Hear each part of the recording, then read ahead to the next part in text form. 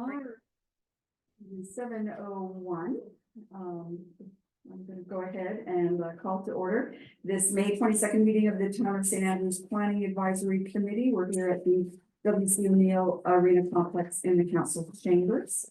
Recording of attendance looks like we're all here, other than Mr. Cross, who was called away on a work emergency. And so there we are. We have an agenda in front of us. If I could get a motion on that agenda. Thank you, Councillor. Is there a seconder? Second. All right, and just before I call the question, item number E2, the minutes for April 17th meeting. I just threw a clerical error. They haven't been included, so we're going to table, we're going to move that or table it until next month. I'm going to be looking for an amendment after these. And then under presentations and delegations, we did have a request from 742039, the developers at the Algonquin Resort, just for a presentation. So we're going to add that agenda item as well. If I could get a motion on those amendments. Thank you. And seconder, thanks very much, Mr. Simmons. All right, so all those in favor of approving that amended agenda, please signify by saying aye. Aye. None opposed. We will move forward with that. Thanks so much. And as we get started, we do recognize that we are on the unceded traditional territory of the Peskotomuhkati people, and we welcome you to our meeting. Are there any declarations of conflict of interest around the table tonight? No, there being none. Wonderful. We'll move on with everyone here at the table. Our next item is a confirmation of minutes, specifically those from March the 13th. If everyone enjoyed that trip down memory lane, if I could just get a motion on adopting those minutes. Thank you, pardon me. We'll get the motion and then, okay. Yeah, before I call the question, how that sounds. Okay. Thanks, Jeremiah. Do I have a seconder for that then? Councilor Harlan, thanks so much. Did you have some comment? Yeah, I've already mentioned it. Sorry, I just mentioned it to Paul earlier, but I was excluded out of sitting in the minutes. Oh, I did miss the attendee. Yeah. Okay. Yeah, that's about the only thing in full. Okay. The whole 10 pages. All right. Well, noting that amendment to the minutes, all those in favor of adopting March 13th minutes of our committee, please signify by saying aye. Aye. Aye. And none opposed. We will adopt those minutes. Thank you so much. All right. So moving to our agenda items under presentations and delegations, we have a presentation from 742. Sorry, Madam Chair, can we get just a motion to table the minutes from the April? Oh, I am sorry. Yes, I Thank you. them out. I guess that's not enough, right? Yeah. Okay.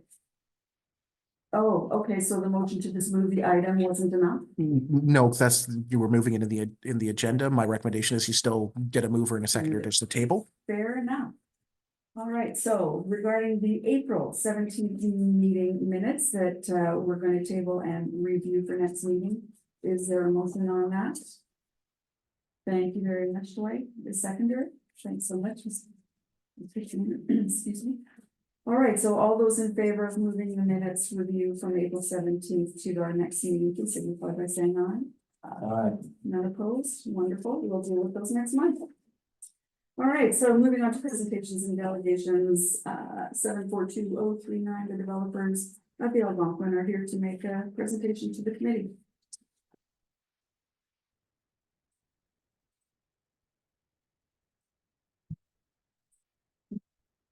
Just let me know when you want the slides changed. What's that? Just let me know when you want the slides changed. Okay. So thank you very much for letting us present. My name is Christian Hébert. I'm architect with Design Plus, and here Geneviève, who's the owner of USVA Spa. So we're here to talk about the new addition in St. Andrew of a USVA Spa. There's already a USVA Spa in Moncton, so this is the second. I think USVA was probably first to have a Nordic spa in the Atlantic provinces. So that was quite a few years ago in Moncton, and now there's quite a few Nordic spas throughout the Atlantic provinces now. And so for USVA, this is the second one here. So I guess to start off, there was a lot of talk about require recopying the design of the Algonquin Hotel, the Tudor style. So from the get-go, we had decided that that wasn't the right route to take to copy the Tudor style. I mean, through readings and research of adding to a historic building such as the Algonquin Hotel, we had decided, we come up with in terms of respecting the original architecture of the hotel, we didn't want to copy it. Give an example, exaggerated example, maybe if we were in Athens, somebody would do a copy of the Parthenon or something. I mean, it would be, you wouldn't copy it, you would do something different. Like to copy would take away from the original architecture.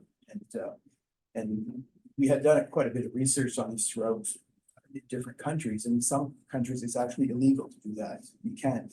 Let's say in 100 years from now, when you come into the Algonquin, you should be able to recognize what is original to the construction and what is not original. So in that sense, we're not doing an addition to the Algonquin Hotel. We're doing a separate building on a separate property, and so our intention in terms of the design was to fit in within the neighborhood, in the local architecture, in the surroundings. So that's kind of our approach, and we want to be respectful of the original architecture without copying, not to take away from the original. We wouldn't want people to kind of confuse that this was part of the original construction, so we kind of do it different, but in respect of that architecture. Yeah, so here you see the site plan. So we follow this line, and I want to attract your attention to how much we are set back. Since this is kind of another way as we're kind of pulling back from the street, from the appearance of the street. And currently there are many mature trees. You can kind of see them outlined there in the aerial view. So that's it. And we're also adding, there's a bit of an outline, it's a bit sketchy still, but there's a bit of an outline of the landscaping design that is proposed, and we're actually adding more trees around.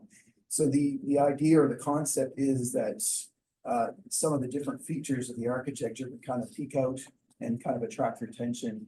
And then there would be this kind of a parcours bringing to the main entrance. But really it would be kind of a subtle integration into the landscape and setback. So we are quite set back from the street, as you can see in that image. Next. So these are the floor plans. I thought I'd show you the floor plans so you can kind of see how it works within the building, and some of the reasons that we made some of these features on the outside that kind of brings you on the inside and acts as wayfinding throughout the building. So the entrance, the main entrance, is actually on the upper floor. So the first thing you do as you come into the corner of the building there, where that arrow points you, is you take the stair and you go all the way up. So, and the way the building was designed outside with some glass and seeing the stair, it was very important for us that as you come in, and again, it's all kind of through the landscaping and through the, that you see the stair, because the stair brings you to the upper floor. So it's an element of wayfinding. So people don't look, we don't want them to come into an empty lobby. We want them to understand as they see the stair, they go all the way up. And some of the traditional shapes that we used on the outside of the building kind of highlight that here inside the plan. So then you see these different shapes that we've used. You can go on the next slide. So on the next slide, you'll see the stair. I won't spend too much time on floor plans here, but so, and then, so you on the outside. So as you see this view here, you kind of see there's quite a few trees missing there in that view. We took them away because you couldn't see the building. So the trees that you do see here are the existing mature trees. So they're actually somewhat the same scale and the same location. Might not be the same species exactly, but pretty close.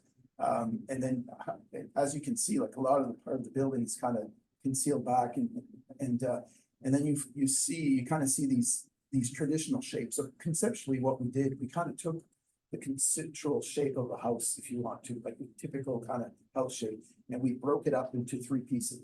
And the 3 pieces, the largest pieces is to highlight, is to bring you to the main entrance. So the biggest piece is to the main entrance. The second piece is more to the side, and it's the other entrance from the footbridge from the Algonquin second floor. So that's the other feature. And the third piece is in the courtyard.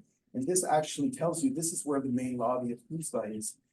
So these three shapes, as we split them in three and they kind of stand out there, they kind of intuitively bring the people to the reception. So that's how kind of envision that. If you want to go to the next building. So in terms of material, I brought in terms of color and how we fit within the original Algonquin Hotel was actually wood siding. So and a lot of the nice houses and the buildings around here are wood siding. So the majority of the material should be wood siding. And we have this wood siding which we want to apply like a whitewash to it. So it's quite pale and it fits in with the Algonquin Hotel, which is white. So that was kind of part. So I just wanted to show you what the material is. It's kind of abstract. When you look at its renderings, it looks really modern, but exactly it's just wood. So as I mentioned, instead of kind of copying the Tudor style, what our approach is to look around some of the key buildings that are in the area. So we took some images from Minister Island. This is the house. I really like this house. It's just on the other side of the Algonquin. They just redid the cedar roof. So you have the white and you have the wood. So a lot of these wood, I kind of like the block house there because of the way the entrance kind of overhangs. And we were kind of doing the same thing with that upper piece with a sloped roof, and then you come in from the bottom. So we were just kind of get inspired from these buildings and not copy them, but just kind of take some of these parts and just kind of, so everything just kind of fits in. So it kind of belongs there. Even though it's not necessarily the same style, it has the same material and some of the shapes are represented. So it just kind of feel like it's supposed to be there. Slide. Faster. So here on the left are two images that I found. The batten board kind of style. There's different ways of to explain what batten board is, but basically there's a large board and then there's a bath. And I just wanted to explain on the bottom what they did there, and we're going to do the same with these volumes, where you have the board and you have the bat, and then on certain areas we remove the bat, and then you can see the light coming through the siding that way. So in these three volumes is what it's hard to kind of show on a rendering, but basically this will be lit up. So at night, these shapes will kind of lit up, like these traditional shapes will kind of light up, similar to what on those images there. Here's an overhead view. So I remember at council meeting, we had these more abstract views. So this is kind of an overhead view. So you really understand the shapes, and you see the courtyard, the pools. There's a stone wall that kind of will have probably some marketing there, some growing plants on the wall. So the stone and the wood coming in together, very similar to like the buildings on Minister Island, for example. So we have this wood and stone. Those are the main materials that we want to build with, and that's making the separation between the spa. Now, what's going on there is the thermal experience. So you have these pools with the jets, not the jets there, but the jets. And you get these relaxation pool, you get this landscaping, you've got all this steam coming up. So as you're coming in through the forest and you see over the stone wall, you see all the steam coming up. So you kind of get a feel of what's happening on the other side. So these are some of the reasons we have on the left side here is USVA Mountain. So you kind of see a night view and you kind of see a day view. And this is kind of the siding. So it's this kind of wood with whitewash, and you see that on that image. And then you see what happens at night. So we're kind of replicating. I mean, USVA has a brand or a palette of colors that it's using. So the black stone there is probably not accurate. We were looking more of a more traditional stone on the wall. So not that same stone, but I kind of brought these images back. So you kind of see this pale white wood that we want to kind of reuse in St. Andrews. And this is a night view. We were trying to make these 3 volumes glow. Not sure if we got it 100%, but so the idea is that just wanted to show a night view and you have any questions? Jean-Pierre, I don't know if you have any additional comments or.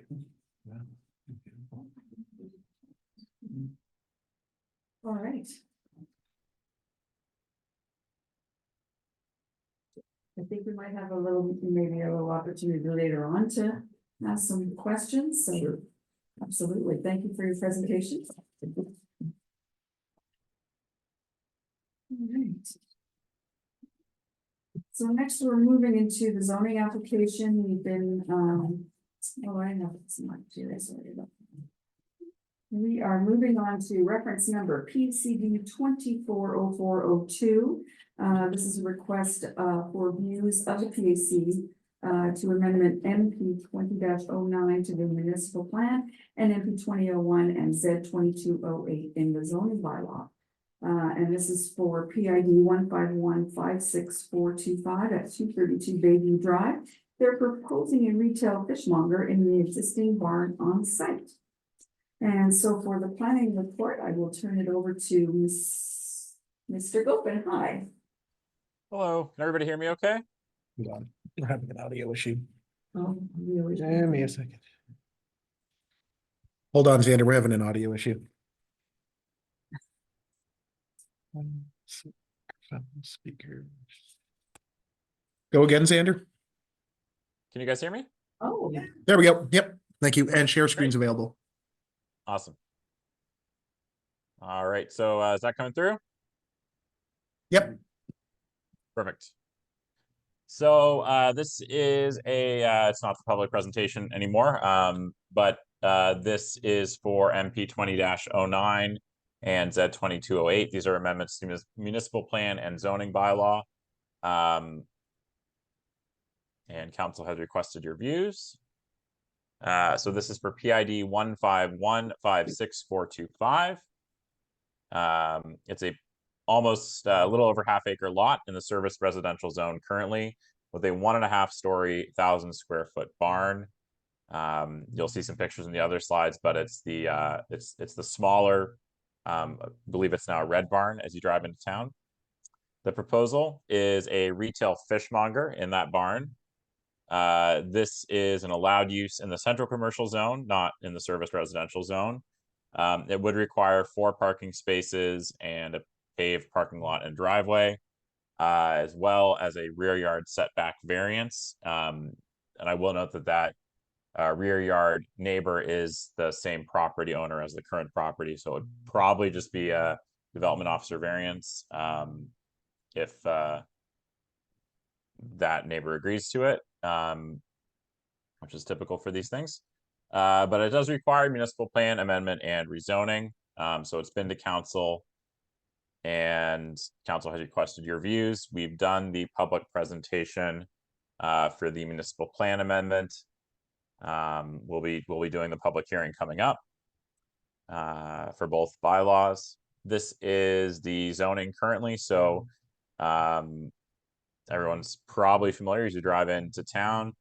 You've got the Tim Hortons, kind of a bit of a commercial area here, which is zoned for central commercial, so this is adjacent to it. Here's the Service New Brunswick aerial view with the property ownership. So the application is by Charlie Bartlett, who owns the Char and Chowder downtown currently. Property is owned by Chris Gowan, as well as the property behind it here. So there's a site photo from not too long ago with a drone, and some site photos from that day. And here's a bit of the concept that has been presented by the applicant. So I don't think these might not be quite the final sign concepts and building concepts, and any signs will need to be given sign permits and all of that. So I did recommend that the applicant provide some kind of idea of what would be coming, but it might not be quite final, but everything would have to be approved properly at that time. Here's a bit of a rough site plan. I have recommended to council that before the rezoning is completed, there is a or as a condition of the rezoning, there is a more in-depth site plan that shows the paved parking areas and landscaping as well. So considering other legislation, there's the provincial statements of public interest regulation under the Community Planning Act to promote, this is settlement pattern 5, to promote and prioritize development in areas of communities with existing or planned public infrastructure and services. And this rezoning and amendment to the municipal plan would allow development in a location with existing services. There are some municipal plan policies that are worth considering for a number of reasons. So policy about council providing an economic climate conducive to investment and the growth of year-round employment opportunities while protecting and enhancing the quality of life in St. Andrews. So this rezoning will support the diversification of the retail offerings in St. Andrews with the business that ties to the cultural history and geographic location of St. Andrews. Obviously, fish, very important in St. Andrews. As I'll speak about in the discussion, there's a number of fish-related businesses in a number of ways, but there's no dedicated fishmonger currently in St. Andrews. There have been in the past, just not currently. There's also an economic policy about improving the business community by encouraging new commercial, retail, and service businesses to locate in the central commercial area where most shops and services are found.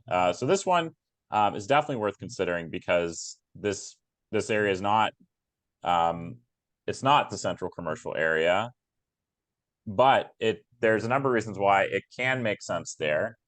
It's still a highly walkable location, and policies like this are really important to consider if you have a downtown that's struggling. But in the case of St. Andrews, the central commercial area is very it's thriving. It's highly active. There's lots of stores. There's very few places for rent. New places are opening all the time. It's just in a new store this weekend, so it's not a struggling downtown. And for a business like this, which might have a little bit more car traffic, locating it outside of that central commercial zone, but still in what is a bit of a commercial area with the golf course, with Tim Hortons, can make some sense. And this is another economic policy that really is I think pointing towards the intent of what the municipal plan is.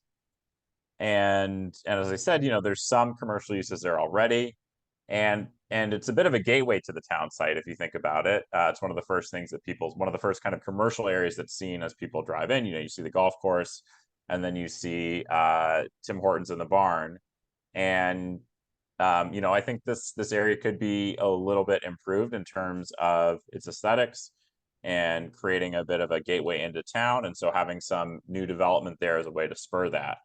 And again, that ties back to recommending landscaping plans and things like that to make sure this really improves the municipality if it's developed, if the rezoning goes through. And I've also talked about to council and town staff, I've talked about pedestrian access. There's sidewalks kind of leading up to this area. It doesn't quite go all the way to this site. People may just cut across the Tim Hortons lawn to get there, and obviously there will be car traffic there. But something for council to consider is getting pedestrian infrastructure to this site.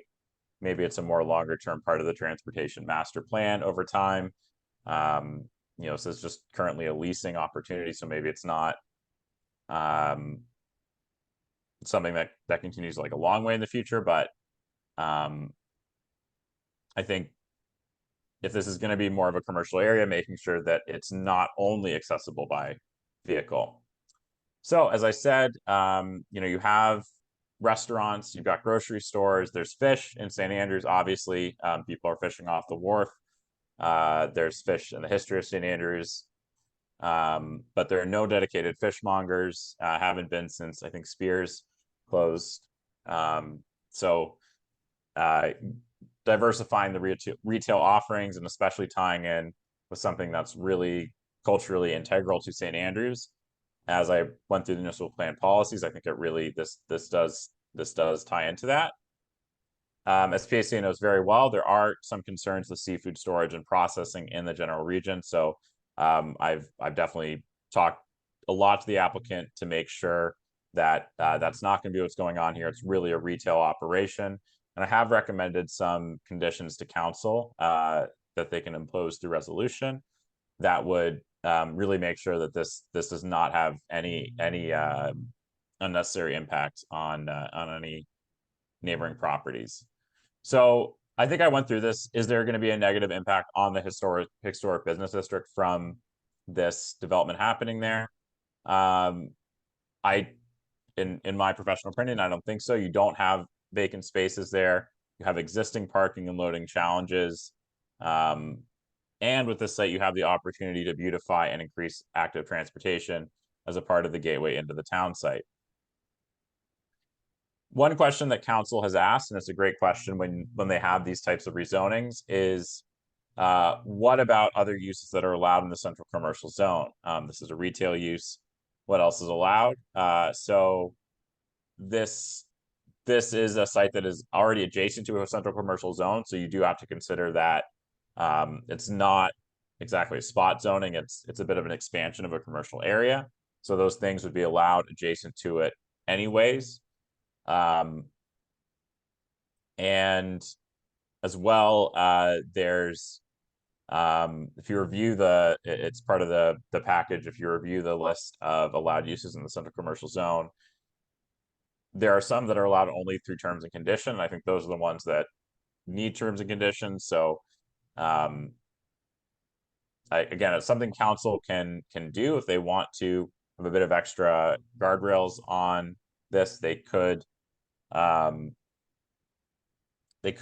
through resolution set additional conditions on future uses. The conditions I recommended, though, are outdoor garbage bins that are sealable and odor-proof, high-quality landscaping plan that includes pedestrian paths, and that currently there's no new construction proposed, but if a new building is developed on the lot, it should be located towards the front of the lot to increase pedestrian engagement. One thing I'll say, it's not in the presentation, but a question from council that came up was around washrooms and making sure that this didn't put additional pressure on the Tim Hortons washrooms next door.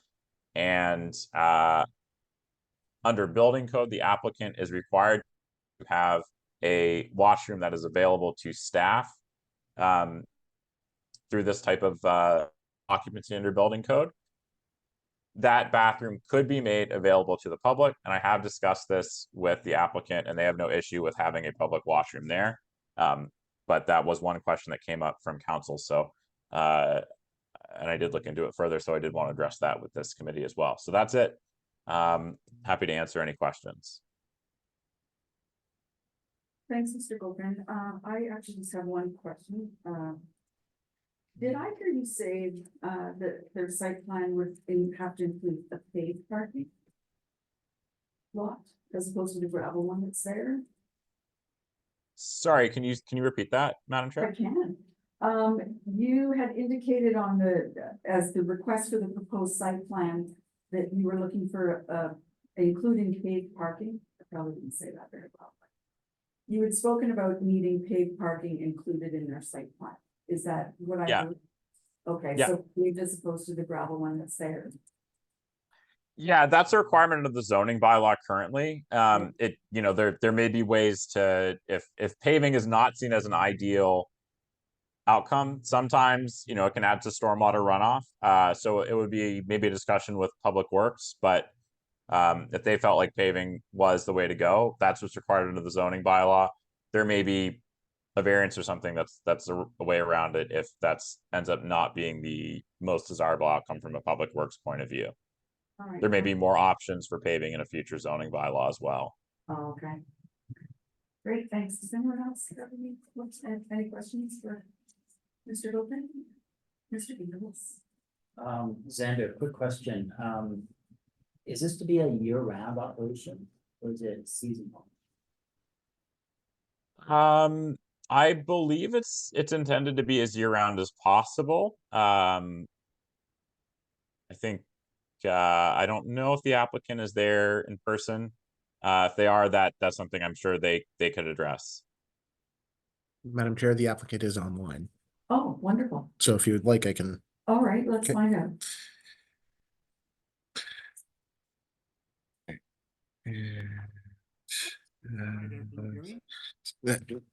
Yeah, we can just barely hear you, Charlie. Can you speak up? I can go and get a. There you yes, go. Thank Can you you. hear me now? Yep. The answer to the question is, it's intended to be 12 months a year. We think that, as Xander has said, being a gateway, that's an opportunity to serve just a wider base, if you will, in, let's call it the greater St. Andrews market, where people are continually driving to St. George, St. Stephen, St. John for that matter. And we think we can make a business of it 12 months a year, yes. Okay, and then another question I had is. On the site plan, I know it's the conceptual site plan, but right now you're showing picnic tables. Is there food being prepared that will be eaten on site, or is it just fresh fish that people are taking away and cooking? The primary component or the primary purpose of it is fresh fish. However, we do like the idea of kind of rewarding people for coming in and serving one thing that they could take with them, which is a lobster roll. That was our concept, if you will. We think that would work very well. It's been done at a few other places we've seen in St. Martin's and PEI with a fishmonger operation. But that's the primary purpose of it. Other than that, there's a reward. There will be some prepared items like a fish cake or whatever, but we're not serving them for takeout, sorry. But you're preparing a lobster roll that people can eat on site. That's on the picnic tables or take in their car and go home. Yeah. Or if on their walk, on a nice walk. Yeah, I think it's a nice way to reward and sort of build the experience. Okay, I guess Xander, that's a question for you then. Does this sort of muddy the water between retail and the takeaway? Or is it under the same category? They would both be allowed uses in the zone. And you will see these kinds of things. Like I think there's a lobster boil at the campground now. You can get a prepared lobster to go. So I think given that the primary purpose is retail, again, this is almost like it's obviously related, but it's almost a little bit more of a secondary use, and they would both be allowed uses in the zone. Okay, so then would that be, you definitely need to have a washroom then if you're sort of supplying that, or not really? Yeah, we will have a washroom. Okay.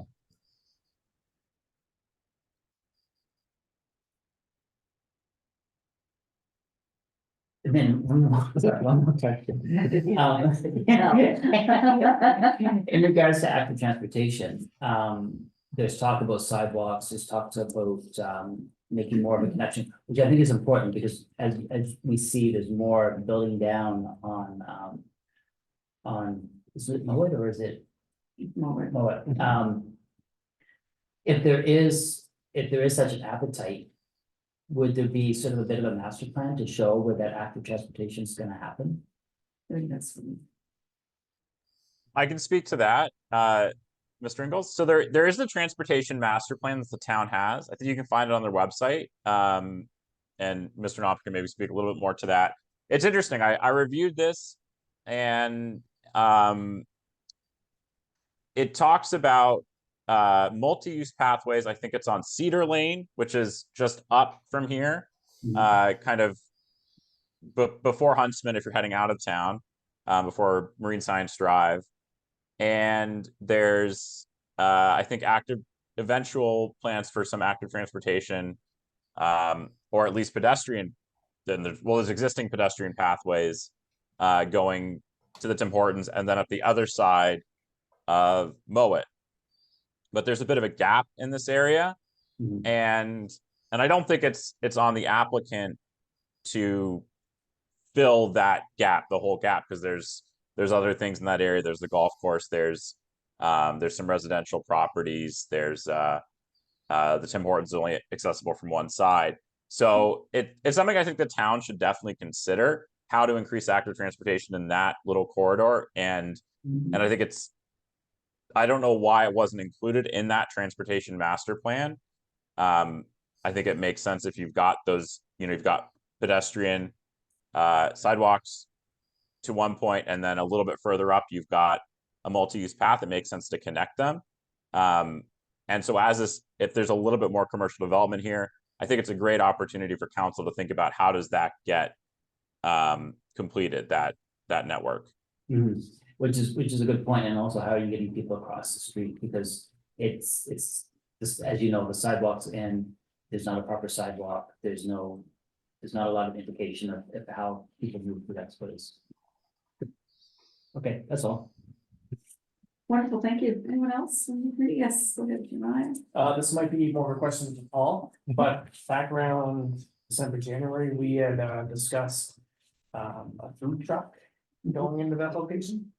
I take it that's not happening anymore. Through you, Madam Chair, it was actually Mr. Charlie Bartlett that was presenting that, and they've switched their plan to the fishmonger that's being presented here tonight. Okay. PAC, I would also like to let you know, this particular section of road is also a designated highway, so it is owned by DTI, so there are still rules and regulations as it comes to active transportation, like crosswalks and stuff, so there is another level we will still have to follow if council wishes to look at options for walkability. Haven't anything come up? Was it our one? No, it's not down there, no, nothing. All right, well, Mr. Gopin has made some recommendations about moving forward. We'll just take some views down, and I will jot my regular letter to council on those views. Anyone wants to start? Do you have anything?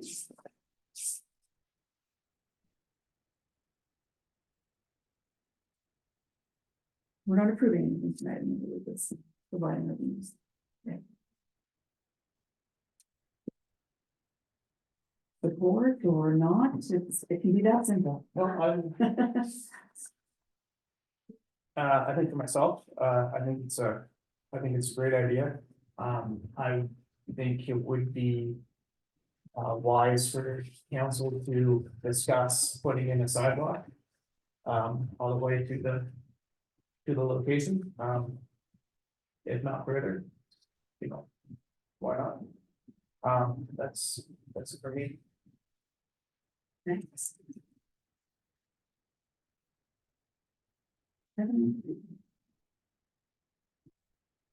No, I think we should just follow up with the conditions that Xander's already presented, like really making sure that the garbage cans, because I already know how lobster can smell. And if they're gonna cook lobster, then we really have to make sure they're sealable, it's still a residential area, and that even the leak-proof part, that doesn't get out, or the garbage truck doesn't leave it in our street when it picks it up. Because I've seen lots downtown where just residential garbage or some commercial garbage is picked up. But when the truck pulls away, it leaves go on the other side. I mean, it's something that needs to be discussed though, right? Like, I mean, Yeah. those have to be alleviated, right? Like however garbage is picked up. Yeah. Or if the whole container's picked up and a new one's dropped. You know what I mean? I mean, it really has to be discussed, because even where the garbage is picked up in the town square, if you go over behind the post office building, it's all black and sticky. And that's in our downtown core. We don't want that on the streets. But anyways, yeah, I think making it look more pedestrian and including the picnic tables and greening it up a little bit, I think it could be almost like a park atmosphere there. So it's really, I think it's a win-win. We need it. Ally ran for years downtown seasonal. It was great to have it. Wish him best of luck on year round. I don't know if marketable demand year round, but if it does, hey, great, it's here. So yeah, win-win. Thank you very much. Yes, Councilor Garden. I'm very supportive of the application as well. I think it's a tremendous win for us as a community. I really like the location. I like the idea that, I like the way you worded it, Kevin, in terms of it almost looking a bit like a park environment, right? It creates something unique in the town, and particularly in that area. When you come to town, it looks like a vacant, it's just a vacant lot. I mean, that will add a really nice entrance to folks coming into the town. I really hope it works year round, I think that will be a wonderful opportunity for us as a community. I would like to see, to Xander's point, I would like to see a more detailed site plan, just as we go forward. I think that that's important. I certainly understand, what chart or what Mr. Bartlett has been presenting in terms of the look and feel of the area. It would just be nice to see a more detailed plan as we go forward. And I think council does need to consider the sidewalks. Yeah. Yeah. The only thing the other wanted to say is that if it is popular, I'm not quite sure if 4 parking spaces will be enough. So it might want to be looked at, that there's some more, because we get a couple people come in, they stop for lobster rolls, and that's 2 cars, and they sit there, and 4 cars pick up lobster and stuff. I think, yeah, it has to be looked at, even maybe the entrance. Situation. Yeah, and maybe even the entrance needs to be moved up the road to the center of the property, and then it splits off, you know, it's not, right now, I know it's over on that side where the cars are. Maybe that's not the best location for the entrance, maybe it needs to be pushed up a little bit, and then the cars parked to the right. Might give more, once the site plan's done better. Yeah. And it's mocked up better, it might look, yeah. We might And the be able to bylaw take that. dictates the required parking. as Yeah. well, so. Yeah, and just becomes super popular, 4 cars. Definitely not, right? Yeah, well, just, Yeah, we don't yeah. want it to be No. cars on the road, that's all, No, that's all. no. Right, yeah. Mr. Tanner, do you have any observations to add? Right. What I've heard around the table is that generally we support this development. Council would be wise to examine adding sidewalks around that area. We really want to make sure that the waste removal plan is solidified to protect the surrounding properties from things. We appreciate the green space atmosphere like a park, and we would just like to see that site plans are firmed up as we move forward through the process. Does that summarize what we talked about? All right then, if I could get a motion regarding those. Thank you very much. Okay. Did we provide these views? Right, so I move that the planning advisory committees provide the following views as indicated on amendment MP 20-09 to the Town of St. Andrews Municipal Plan MP 20-01, and for amendments at 22-08 to the zoning bylaw Z 22-01 for PID 15156425 forward 232 Baby Drive, Charlie Bartlett, as per the Community Planning Act. Wonderful. Is there a seconder? Mr. Tanner, thank you very much. If there's any other discussion, it's the time. If not, I will call the question. All those in favor of sending these views on to council, please signify by saying aye. Aye. Any opposed? None. Wonderful. Thank you very much. Yeah. You know, you want the air to stop. I know.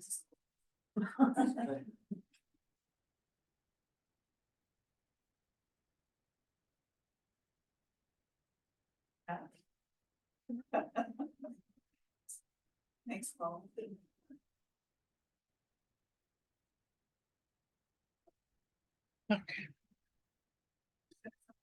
All right, moving forward, we are on reference number PCD 240501.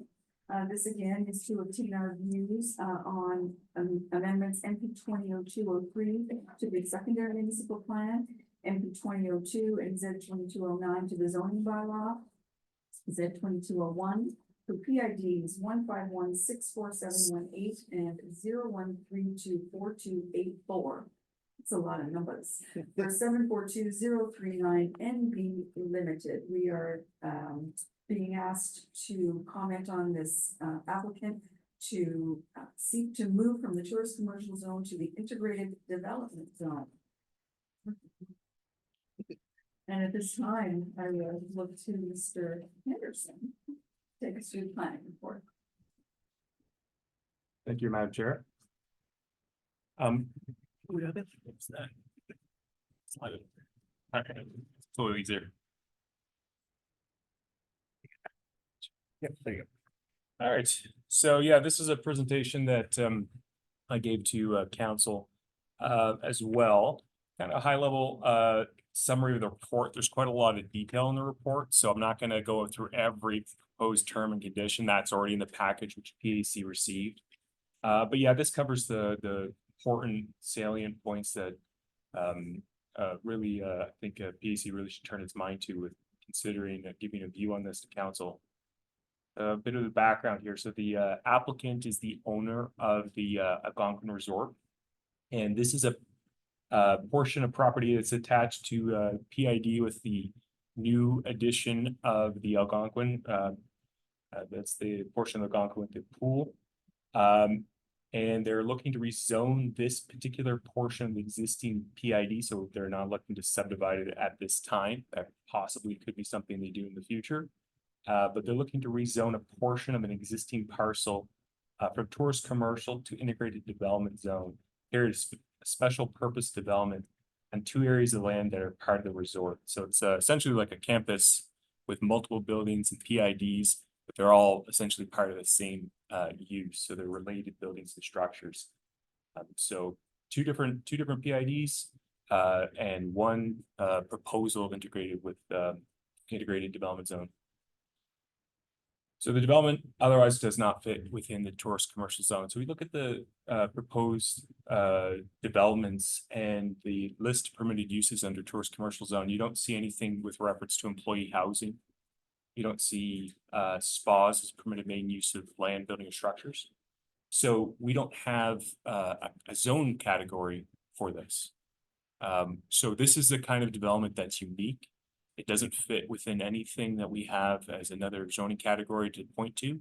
So an integrated development zone is an opportunity for council to look at a unique assembly combination of uses of buildings, structures that otherwise doesn't follow a set pattern in any of the zones that exist in the bylaw. But the way these things are governed is they're governed by way of terms and conditions on a rezoning approval only. You can't pre-zone any land for integrated development zone. It's a type of zone that only can be done when there's a rezoning and a section 59 development agreement or a resolution with terms and conditions. So with the draft bylaw for the rezoning, pretty simple bylaw. It's just rezoning these parcels of land according to this map from tourist commercial to ID zone. But the actual, the discussion really follows in the terms and conditions. So what we did, provided a draft resolution, council's consideration. Now, I'm kind of getting ahead of myself here, but council can modify those terms and conditions at the time it makes the resolution. So it's important for PAC to consider them because things like setbacks, uses, and other things are essentially all prescribed. It's all essentially negotiated with the developer in the terms and conditions. So they're kind of function like the zoning provisions.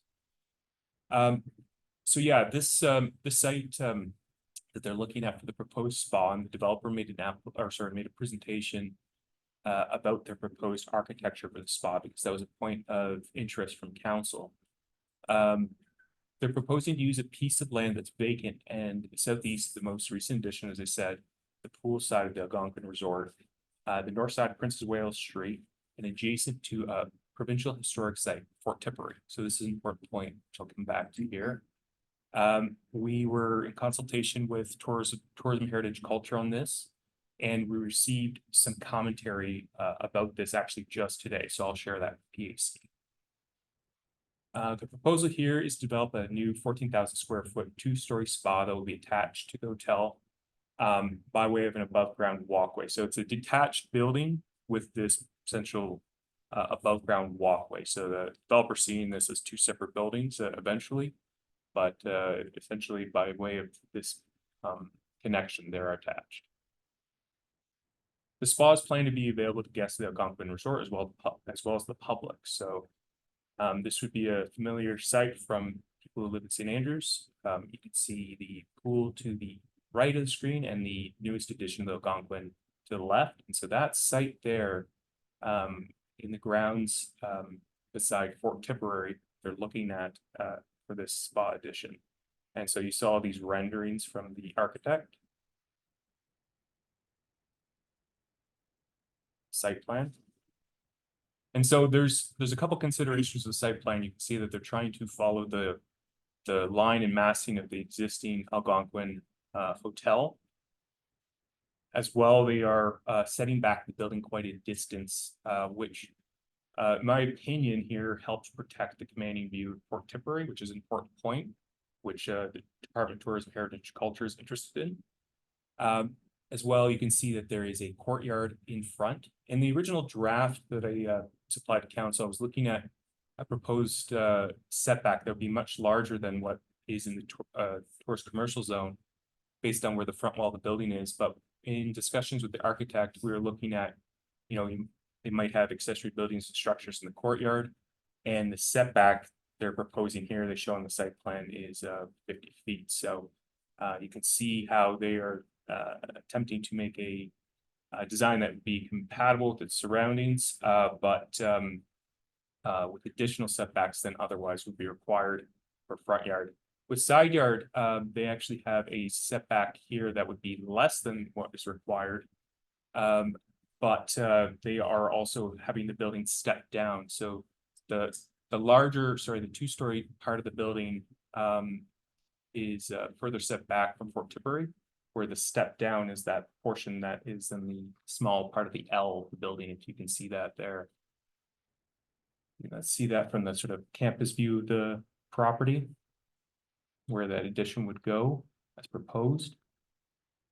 And here's kind of what they're looking at for maybe a potential future parcel. So there'd be conditions in there considering the potential for there being a subdivision of land. Okay, so going on to the proposed employee housing. So this is another site within the campus that is the local historic site, the 1917 O'Brien House Dormitory.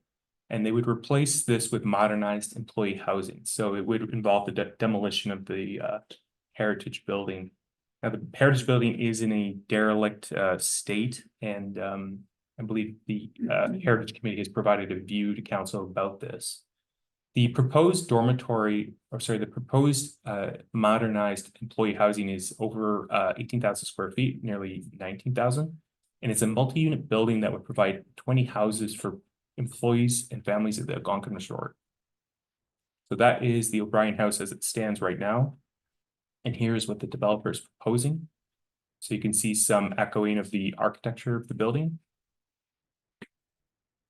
And so the way that the structure is proposed is they have these units that are along the Carlton Street are 2-story, and then a lot behind back, those would be 1-story suites. Get that off. Oops. Here's a colored rendering. And so this would be looking around back of the building. And then sort of aerial view around back. And a proposed site plan. So there's a proposed parking here that would cross into Carlton Street. So they'd have to be considering a encroachment agreement with the town of St. Andrews as one of the conditions we're recommending. Here's a kind of a floor plan of the units. And here's kind of a cutout looking at how the building would work. The 2-story suites and then the 1-story ground floor suites. Here's the site with the existing O'Brien House. Okay, so just a couple of notes here too. I don't have this in the presentation, but it's in my plan report on the municipal plan with regard to architectural heritage. The way that the municipal plan works is that architectural heritage is regulated in the town plat and historic business district through the secondary municipal plan and zoning bylaw. So with this proposal, they would have to look at some changes to the secondary municipal plan, as well as changes to zoning. So There's a number of things that has to be considered by council before they proceed with approving this development. As we talked about, the tourist commercial zone does not permit employee housing as a use. At the same time, the municipal plan has policies about supporting employment within the town of St. Andrews. So they're currently fulfilling with this proposal, they'd be fulfilling a pretty pressing need. And it would align with policy 252 subsection 13 on employment, where it says council recognizes the challenges of increasing employment in the town of St. Andrews and shall seek ways to enhance employment opportunities while focusing on year-round full-time employment. And so this is one of the policies I think that would complement this proposed development.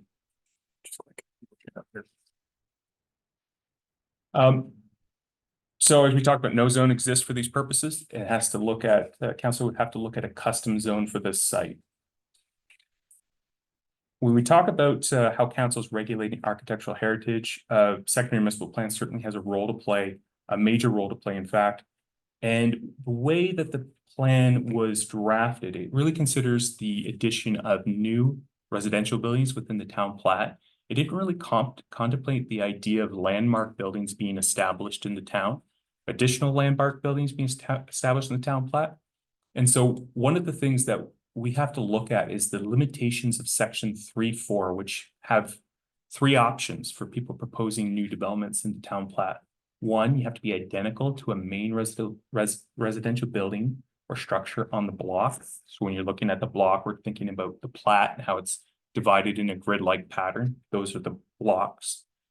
So you'd have to select another building that's residential, and you couldn't be taller or couldn't have a greater footprint than that another residential building. So that is a limitation certainly for any commercial, institutional, or other type of development. And the way the bylaw is written here, it doesn't exempt them from this section. You could also be an average of the main residential buildings on the same block, or within a 10% tolerance of the average of the main residential buildings in the same block. So one of the proposals here is the idea of adding a fourth option, so that if your height and footprint on both sites are outside the massing of other residential buildings, you need to think about a new type of category for this. What would make the what would make a proposed new large building compatible with its surroundings? So you can see here that this is actually a sample from the secondary municipal plan. This is a building footprint map. You can see the historic business district in red and the town plat buildings in blue. You can see the Algonquin campus in the top left corner and the MBCC campus in the bottom right-hand corner. So those buildings, to make additions to them or anything else, currently the way the bylaw is drafted, they'd have to match another residential building on their block. So it doesn't quite work for these structures. And so this is an opportunity to consider amendment to the bylaw. So there's talk in the bylaw, of course, of how you make sure that you're complementing existing landmark structures, not being set too close to the street line, that you're blocking a view plane, because these buildings are certainly important. But if you're set back far enough, then the implication is you could develop in a harmonious way where you're not actually blocking views of other buildings or dominating with shade, that you're keeping a compatible architectural appearance of the town plat. So one of the options we're thinking that could work, and council would have to consider this, is an option D, so that a new building or structure in the town plat would not be greater than the total building height or footprint of any pre-existing main building that is located on another lot within 15-meter horizontal radius. Of a pre-existing main building that is located within a 15-meter horizontal radius and on another lot.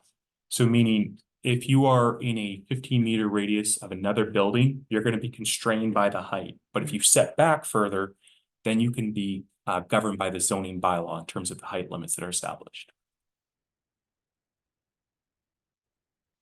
All right, so with this integrated development zone, we talked about that it has to be done only by way of rezoning, and council establishes the provisions that govern development within that integrated development zone. And so the bylaw is quite simple. Essentially, those parcels that are mapped are going from tourist commercial to integrated development zone. and that they are subject to terms and conditions as contained with the attached Schedule C1 and that are attached here to and forming part hereof, the resolution registered against the properties. Essentially, the terms and conditions go on land titles and they would run with the land. If it were ever to be sold, subdivided, or so on, those terms and conditions would be still there. So here's the map showing the two pieces that are part of the campus that would be part of this development. All right, and so again, we said the way this works, you can't do anything other than what's permitted within the terms and conditions for your rezoning. And they are added as a resolution or development agreement. They outline all of the regulations. And this, the proposed terms and conditions, they're including a definition for spa, employee housing, because you can't find these as standalone definitions within the zoning bylaw itself. They also need to prescribe parking requirements for these uses and building setbacks unique to the site. So you can see there the draft resolution, and it's important for PAC to consider those. So that's part of your package. But it's important to consider especially that the terms and conditions will result in a desirable outcome for the project should council approve the rezoning. A couple things with the terms and conditions here would be to consider the flankage and front yard here for the spa. So originally we had in the draft there 90 feet, and the applicant has correctly pointed out that that would limit future accessory buildings within the courtyard. So they're proposing to do 50 feet, which actually still meets all the desirable outcomes in my opinion. As well, rear yard setback, they were looking at a relaxed standard, I think around 20 feet. But looking at the tree lines and what their proposal entails, I believe 50 feet would be satisfactory, and it protects the residential use that is located in behind the proposed spa. Required side yard setback there of 12 feet. So that's for that step down part of the building, which is getting closer to Fort Tipperary. And then there would be this amendment here, which looking at the specifically the side yard setback for the part of the building that is walled. So the roof and walled part of the building would have a 30-foot setback. So 12 feet would be for the courtyard, and then 30 feet for the actual building itself to make sure it's stepped back from Fort Tipperary. Oops. So here's another proposed amendment, and this is in reference to Fort Tipperary. So when we were looking at this rezoning application as it came in, one thing I noted on my planning review is that it's, given it's right next to a provincial historic site, we sent this file off to Department of Tourism, Heritage and Culture right away, because I know it can take some time. We just got a response back today. What they said is that there needs to be consideration for the fact that there could be archaeological resources in the soil on the site where the proposed spa is, even though Fort Tipperary is actually on a different lot, different PID. The artifacts actually could extend past the lot lines as they exist in modern day. So one of the things that they're looking at is an archaeological site alteration permit. And this is the type of thing which we will look for.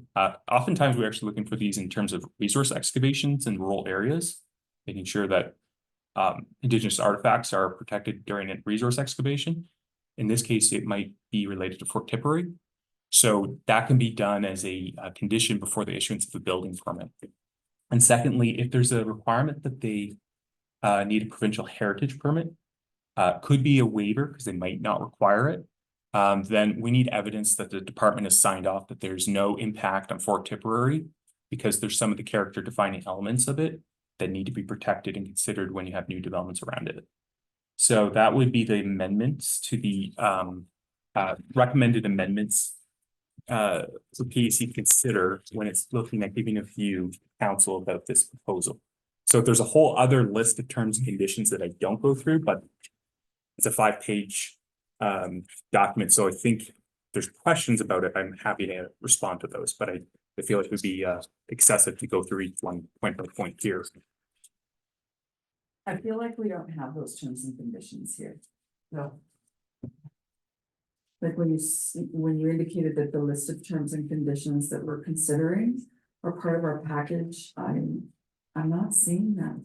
Said, well, we could pop it up on the screen if you would like. Which one? I saw them, I saw them on the That's screen, 2209. Do you have it on your? I put it here. I mean, I see the schedule C1, is that what? Oh, Was yes, that the so show? it is. Okay, I'm sorry, I didn't look at it from through that lens, Yep, but no okay. problem. All right. If that's, Sorry, did you say page 64? Yes. 64, yeah. All right, okay, so I have reviewed that, I just wanted to make sure I was reviewing exactly what you were talking about. All right, so, more questions for Alex before we continue? Were you all done? All done. Thanks, sorry. No problem. This is a pretty, this is a complex project for sure. But I don't believe this is gonna be our last chance to see it.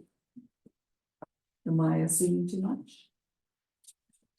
Madam Chair, as it is a rezoning process, this is obtaining views of the This is the PAC. last time. Unless council wishes to send it back, this is PAC's opportunity to, unless there's major changes or anything. Right, okay. This is PAC's time to view. Okay, wonderful. All right, no, that's good.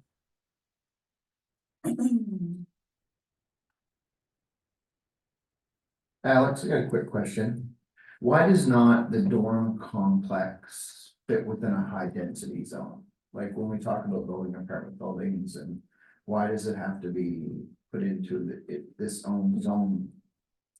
Because if we put it in a high density zone, like an apartment building or like Trex's building per se, then some of the bylaws would take a, wouldn't it change it, or is it? Yeah, we did look at that. There we go. Sorry. Yeah, we did look at that. The way it is, so the way that this, the proposed use of this building is specifically for employees. So it's related to the rest of the campus. So it's consideration that some of the conditions on parking requirements perhaps could be relaxed, or there could be other things that may not be required because we have, in this case, you have other parking facilities at the Algonquin. That would be one example. We're also looking at it from the point of view of development as a whole too, because this is coming together to council right now, and they don't fit with the current zone. And so we're looking at, what could make this application proceed without multiple different applications at once. So that could be an option. Council could say we don't want to do this as a employee housing definition. We want to just do it as standard residential apartments. But the implication here is that this is part and parcel of an organization. So it has different implications too, where there's someone who like the employer is actually governing the site as well, in terms of consideration for behavior of people who are living there. It's not just the general public with people coming in and out who have no responsibility to someone else as well. So employee housing is I looked at different planning dictionaries, and it actually is a defined term in multiple zoning bylaws. But again, it has that implication where there's someone who's kind of caretaking this site from a point of view of this is part of an overall campus, an overall employment lands type of thing. So if that's the kind of the concept there, but if you feel that it should be in its own residential high density zone, then that might be appropriate. However, also mention this now that I'm thinking about it. Proposed setbacks and so on likely would not meet all of the requirements of MR2. I think that when I was looking at this, it was back in April, but I'd have to look at that. My sense is that as they're proposing it, it wouldn't meet some of the setback and market. So the site is constrained. The O'Brien House, as it is, this building largely sits on the same exact footprint of the O'Brien House from 1917. I mean, that was certainly not built to the MR2 standard. So we're kind of looking at this as a custom use within a unique property in the community. Would it be similar at all, like I think about the staff annex across from Lumberjacks for Kingsbury Gardens, like isn't that property just simply employee housing? Yeah, and that would be maybe an appropriate use category for that as well, yeah. Not that I like to, liken the two, it just makes it straight in my head. Anything from you, Kevin? I have one more question. When we were talking about height variances and so on. The building is there now, right? And what is the difference in height of the current building and what is the height of the building that's coming in? That is a very good question. Because why can't they be kind of tied together since we've got a building of equal size? I mean, 4,000 square feet is not a whole lot of difference. And the building is currently there. And why can't it be tied to the current building? That way it would probably meet the mandate of the height variance before we knock the building down. I mean, you're right, there's no other buildings other than across the road, but. For clarification purposes, are you speaking the O'Brien building or are you speaking the spa? Yeah, Okay, one where thank you're you. ripping down, yeah.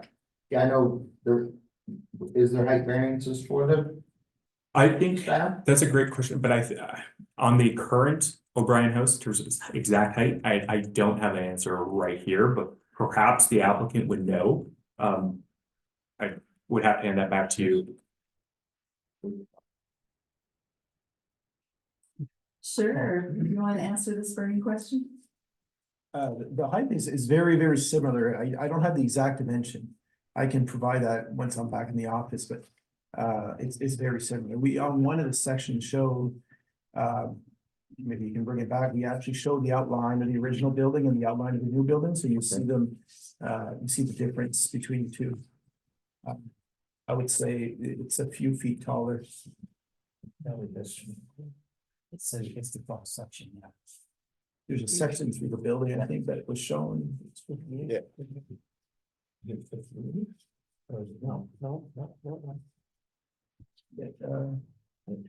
That section there, just 2 images down.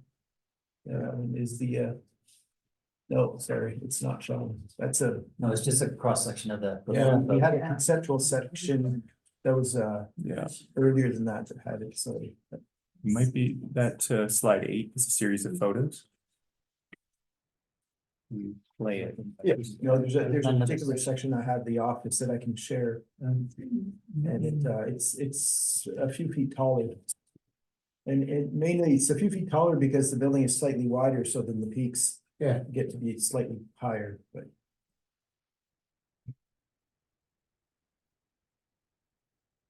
Thank you.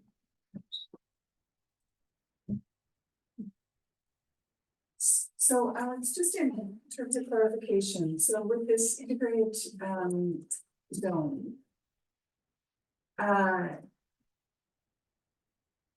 If the new O'Brien House was ever to be sold, it couldn't, what would be the implications with something like, given that it's in this integrated development zone, what would be the implications if O'Brien, if the Algonquin or whoever owned the Algonquin at the time chose to sell it or chose to sell off the spa, for example? That's a great question. So through your, Madam Chair, yeah, that would entail considering changing the use. So looking at potentially another rezoning application, if it was to be sort of disconnected from the related campus. So yeah, that would be a consideration for sure. So it would require another rezoning. Potentially, if it was to be used for employee housing for another company, it would certainly fit within that purpose. Right. But given the arrangement of buildings and structures and its location. That's where this sort of definition, this unique kind of definition was drafted, because again, it doesn't fit within some of the parameters of the MR2. Right. It is usually using most of the footprint of the existing O'Brien dormitory, and in a way that kind of respects its current style to some degree. But if you were to use that site for sort of just general apartment dwellings under the zoning bylaw MR2, that site probably wouldn't work for it. So that would be a consideration if somebody wanted to convert it to just apartments, general public. It would have that limitation. How would you supply the additional guest parking spaces, for example?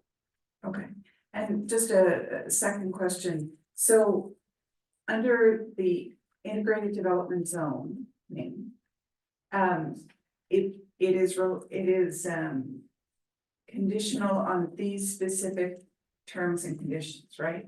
So it does not give the Algonquin carte blanche to do whatever it would like. It has to fit within these terms and conditions, right? Yeah, so that's the way the bylaws, and the way the act works in regard to these integrated development zones. No other development can take place other than that which is part of the application and prescribed by the terms and conditions imposed. So yeah, So if they wanted to do something else, they would have to come back and Exactly. ask specifically for. Yep. Okay. they could do this process again for a totally different type of development.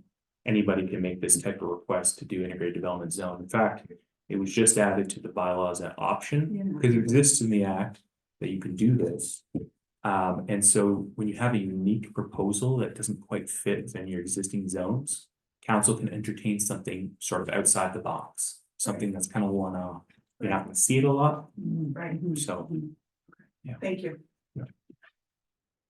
Mr. Tony? Is there another example of where this integrated development zone has been used in St. Andrews that you can Yeah, mention? yeah, there actually, there's a really old one, I guess relative, it's a year after I was born, but in the 80s. And it was the townhomes, so The Wabanaki the development. Wabanaki development, yeah. So that is a unique proposal at the time, would not have met any of the zoning criteria that the municipality had. And so council in the 1980s decided we're going to use an integrated development zone and carry out a development that's unique to the site, so. Yes, so for clarification, these are the row homes just past Armstrong's on the left-hand side, right before the Van Horn Trail. So there's a set of row homes and that was an ID zone that was used. Or actually, one more point of clarification, actually wasn't, I don't think it was specifically an ID zone, it might have been a development scheme. Yes. I can get into Yeah. the differences, but they're essentially the same, except the development scheme sits above all other zoning criteria. So Okay. it's a little bit more advanced and includes a public-led sector or a public partnership type development. Oh, okay. Yeah, anyway, so it's similar, very similar. So as before, we may have spoken of these development schemes before for various projects that we reviewed. And now we're just gonna be, because we've amended our bylaws to include this ID zone, we're gonna use that this time. Anyone else have questions? And then if not, we'll get some of our views down. Specific.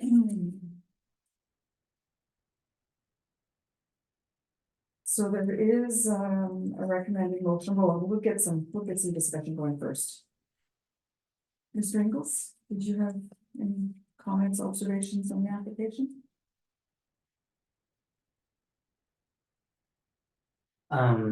I'm not sure whether it's the time to talk about the architectural character of the proposal. Can we talk about that? I don't know. That always stumps me. I don't know. I don't think so. Well, if I may, Madam Chair, I would say if it's something that pertains to the proposal, the rezoning, again, terms and conditions are established by council in terms of and design criteria can be part of terms and conditions. So if the committee views that that's important to to have consideration for that, then absolutely, that's, I think, within the scope. I guess, first question, I just for clarity, could we look at the site plan again? I just wanna, I just wanna make sure with for the spa, the placement of the proposed building. And in relationship to the walls, I know we talked about setbacks Which site plan are you looking for? with the, yeah, That one will do? Okay. yeah. Is the building 50 feet setback from the road, or is it that, but the stone wall is it? So actually, what I would suggest, Paul, is get up the, go to slide 4, and there's a number of pictures in there. If you can play the slideshow, it's, I believe, embedded in that. Okay. Just click through a bunch of those. Yep.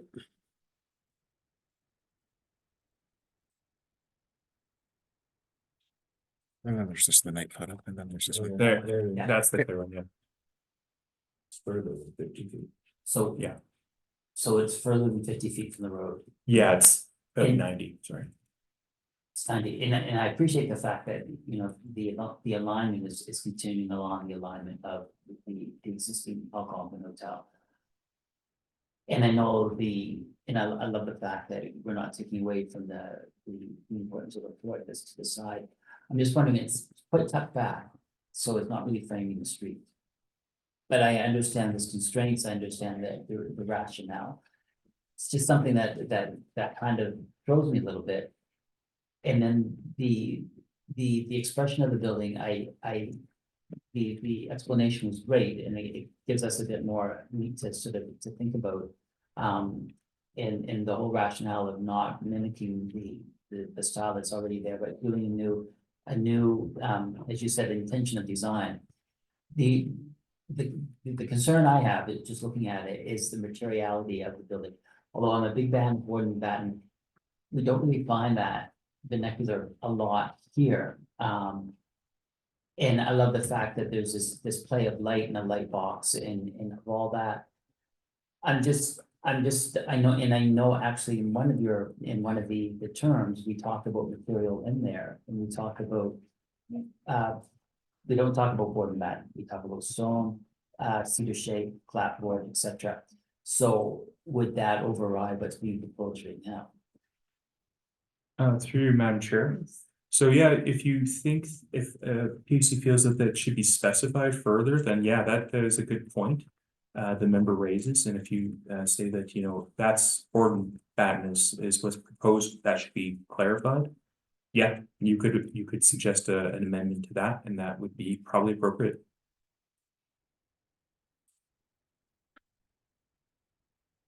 Which is good, but what I'm thinking that I don't think it would be appropriate for this bill form.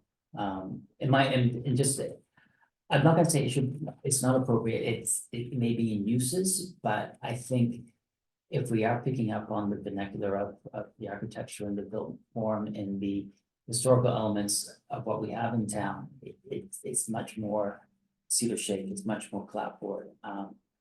I mean, perhaps the entrance could be in a vertical board and batten to give it that height and give it that light box feeling, but perhaps the rest of the building can be in a different material.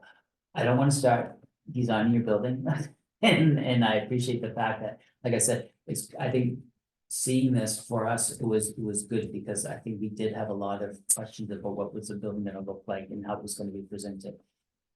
For myself, I feel a little bit more relaxed about it. I like the fact that stepping down as we get to the fourth, there's respect that way. The site's a little bit tricky to deal with because you've got something that you're playing with, and I think it's done sensitively. I'm just concerned about the material, that's all.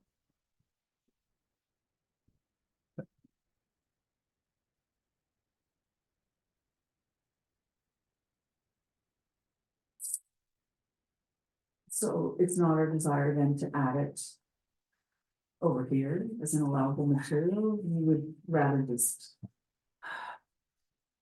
Well, I mean, I'm not sure how much vetting the planner has put into material choices. I mean, it's there's only I think 6 items that you say in there, so.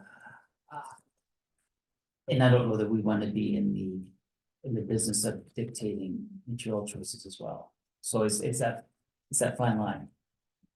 So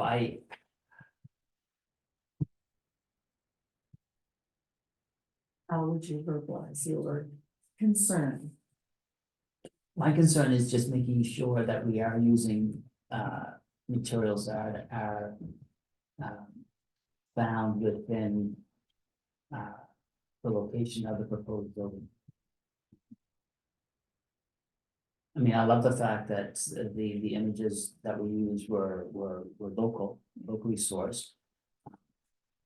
But once again, and I don't want to get hung up on that more than that, because I do like it. I mean, I put it on the back of my house once, so I mean, I do love it. So I'm not gonna say I don't like it, but I think in this case, maybe just the use of it can be maybe highlighted or limited to certain areas. And maybe the rest of it can be wrapped in a different material that's a bit more native to the area. I like that wording. But I do like the building. Madam Chair, through you. Yes. If you want to provide that view to council, what we can do is work with the applicant to see if they have something that would kind of meet those objectives, if they're willing. That's of course, if they're willing. And that gets passed along with your written views to council. So if that's something the committee wishes to express to council, then you don't have to be too prescriptive in terms of what you're recommending as well. I'll see. Yes. Just a collaboration with the planner to examine other building materials more relatable to the area. Yes. And it's not related to building materials. Oh, That's outside my scope. But I did really appreciate the presentation. It was helpful to understand conceptually what you're going for, which was really great. So what I understood you to say is, sort of when you come up to the spa, to that initial building, the taller building, you go in through the doors and you see the stairs and it naturally kind of takes you up as a wayfinding technique. Is the building going to be fully accessible though? Yes. Oh, okay, it will. So yeah. Yes, absolutely. We have an elevator. So as you come into the lobby, there is an elevator that brings you up. Okay. And we have a plan to, because we only have one elevator, but we have 2 stairs in the way the flow works. So we have a plan to get people with disabilities to the change room. We have a change room that is dedicated for disabled people. So yes, we're working so the whole building will be accessible. Excellent. Okay. Mobility challenges are difficult in this town, and I think every time we pay attention to those, it's really critical. And it's a big challenge here, particularly in winter spas. It's not usual that you have this all accessible because I mean just the concept of the pools and you're outside in the winter with the pools and all that. So it is challenging on some of those details. So Thank you.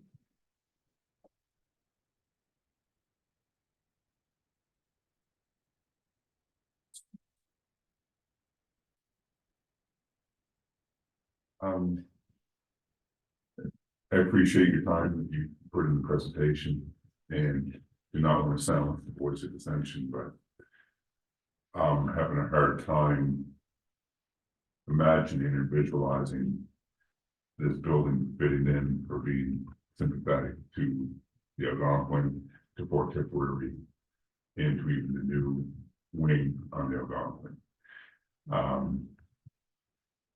You showed 4 different buildings from around town. And again, I'm not seeing a really strong tie-in to the examples there into this building here. Like I say, that's my opinion, and how you choose Madam Chair to voice that in the notes to council, but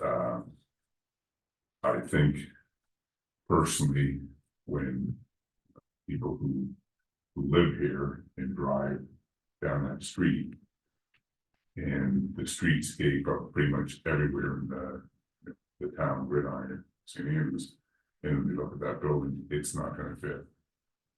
I mean, again, that's my opinion, in my opinion only, but just thought this was an appropriate time to voice it. Thank you. Does it have any effect on the town's heritage status? So,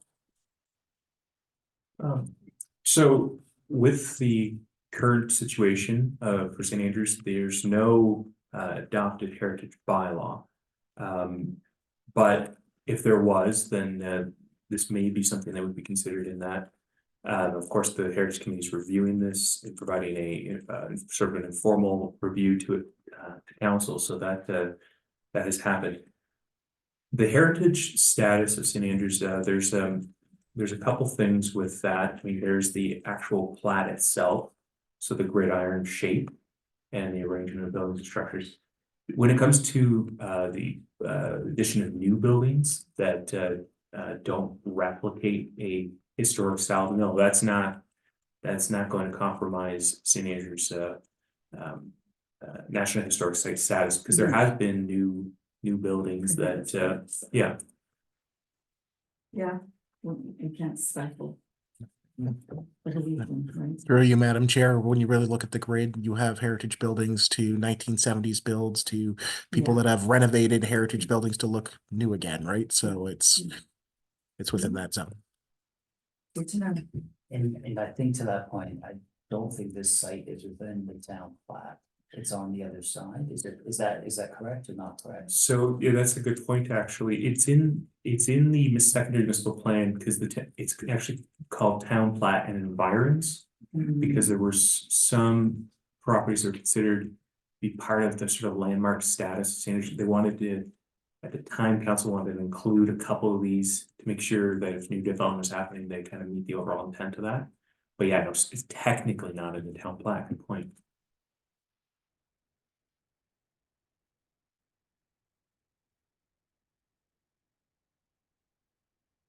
Anybody else?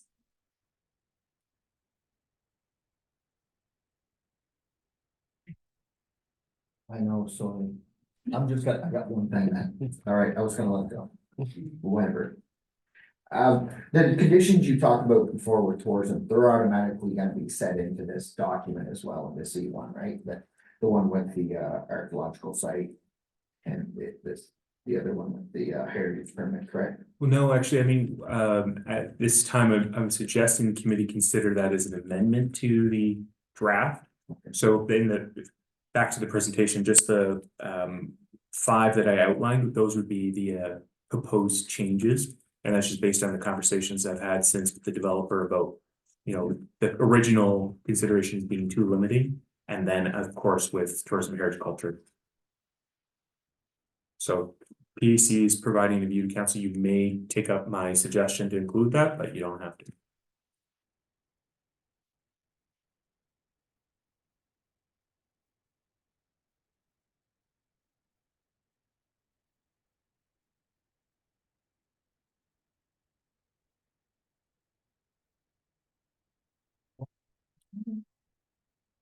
No, I'm done. All right, well, I'm gonna try and summarize this. So although we recognize that there is some concern, within the committee regarding the design of the building not being sympathetic to the surrounding area. I think we would suggest that maybe the applicant could possibly work with the planners to examine the building materials, that are in keeping with, again, with the surrounding area. We're glad to see that the building is going to be accessible as a new build. It's important to our residents and guests alike at the hotel. What did I miss? I think I missed that last one. Madam Chair, what did you want to talk the archaeological? Yes. Thank you. It's the archaeological site. Heritage permit. And the heritage permit because for the.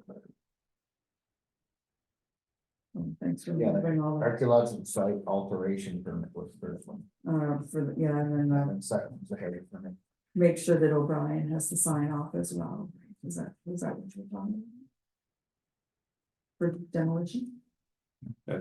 Madam Chair, no, it's not for the O'Brien House, those ones were specific to the Fort Tipperary, because O'Brien House is not listed as a provincially. Yeah, so also, if I may, Madam Chair, the other ones, it's the archaeological, the provincial heritage permit if required. But also those modifications to the setbacks, as I presented, if you wish to take those up, it would make the development possible with the site. The current draft would have provided an extreme limitation. It would change the site plan completely and actually would need to change. So you wanted the front to 50-foot setback? So, yeah, so if we go to section 2 on C1, that's the resolution with the draft terms and conditions. Oh, yeah. 2D, so that would read required front flankage setback 50 50 feet. feet. E would read required rear yard setback 20 feet. F required side yard setback 12 feet. And then H would be modified to be notwithstanding clauses 2F and 2G, the required side yard setback from a lot line shared with PID, which is Fort Tipperary, for any floors in the building above ground floor, 30 feet. So that's to ensure the step back is involved. And that's number G, right? That's H, sorry. H, excuse me. Yeah. Oh, from 50 to 30. Yeah, 50, 12, and 30. Okay.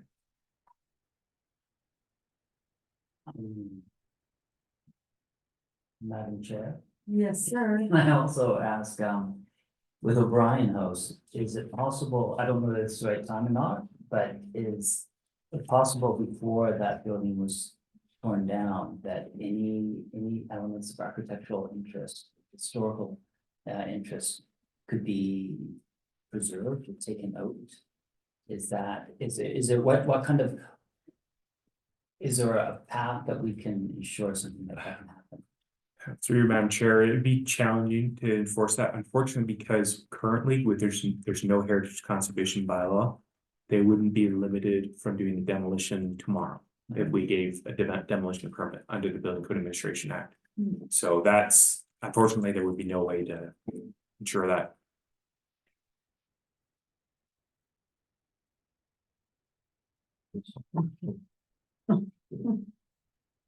All right, well, I have a full page of notes, I'm gonna try and make some sense of. So I read off the first ones, we talked about suggesting, just adding a condition that the archaeological site permit and the provincial heritage permits be obtained, and modifications to the setbacks in section 2 of Schedule C1. All right. Anything else? Yes. So just to Joyce's point, it's not that we can make it a requirement, but can we ask that it be a consideration? That the applicant consider the opportunity to preserve items of historic value within O'Brien. Through your Madam Chair, I would say this, you could certainly communicate that to council about this proposed bylaw. I would not recommend providing a prescriptive condition around that, just because, like I said, like again, tomorrow they could get a demolition permit. It would be legal and but that's certainly something you can communicate, and I don't see them taking down the permit or building tomorrow or anything like that, so.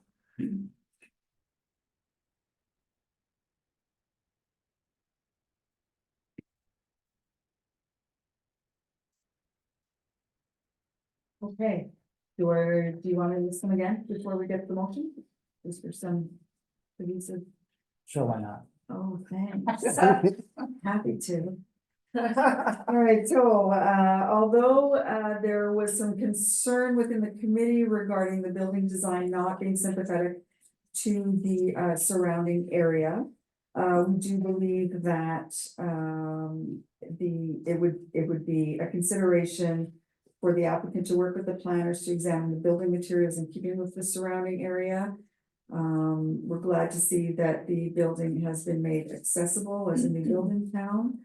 We would suggest adding the archaeological site permit, the provincial heritage permit, and we would, this is gonna be way better in the letter, believe me. We would want to maybe just bring forward our concern about any items of historic significance that might be housed right now in O'Brien House, just to be reviewed before demolished. Again, I don't know what power we have, but I will put that as a concern. And then just adding the modifications to the setbacks in section 2 of Schedule C1. Wonderful. All right, so then there's a motion suggested over here on page 50. Someone wants to tackle that? Oh, there we go.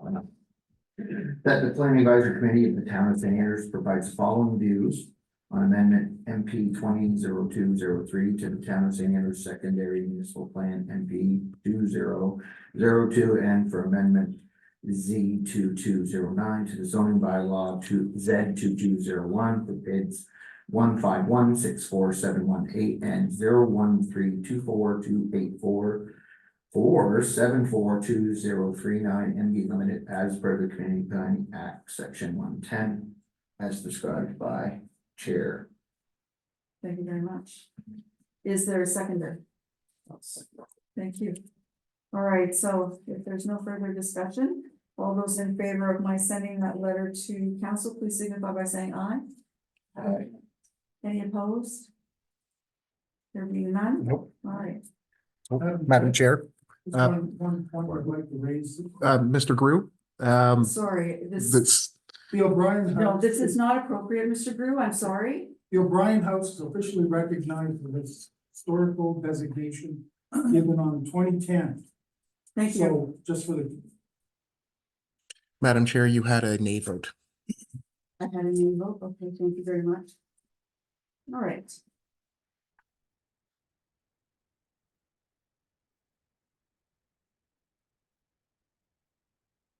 Ensure that that is communicated. Moving on, we have reference number PAC 240506. Sorry. Okay, this is a variance application and zoning for 298 Water Street, J. Donovan Law, PID 013219667. The applicant in this case is seeking to change the principal use of the property in the mixed use zone from one category single family dwelling to a law office with a secondary unit, subject to terms and conditions. At this time, I'll turn it over to Alex. Thank you. Thank you, Madam Chair.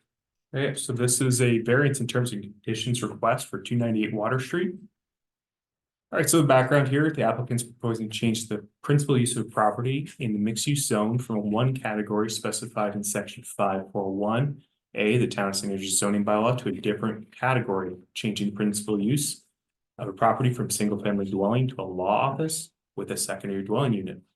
So subject to terms and conditions that the planning advisory committee set, and the application is also for a variance to signage regulations for the town of St. Andrews zoning bylaw to permit a 24-inch by 24-inch projecting sign advertising the office use, and attach the building two ways that are otherwise not permitted under the bylaw. So the first one is that's projecting off a column on the porch, not off the building's main wall. And the other one is that it's projecting from the building a height that would be less than 2.5 meters above grade.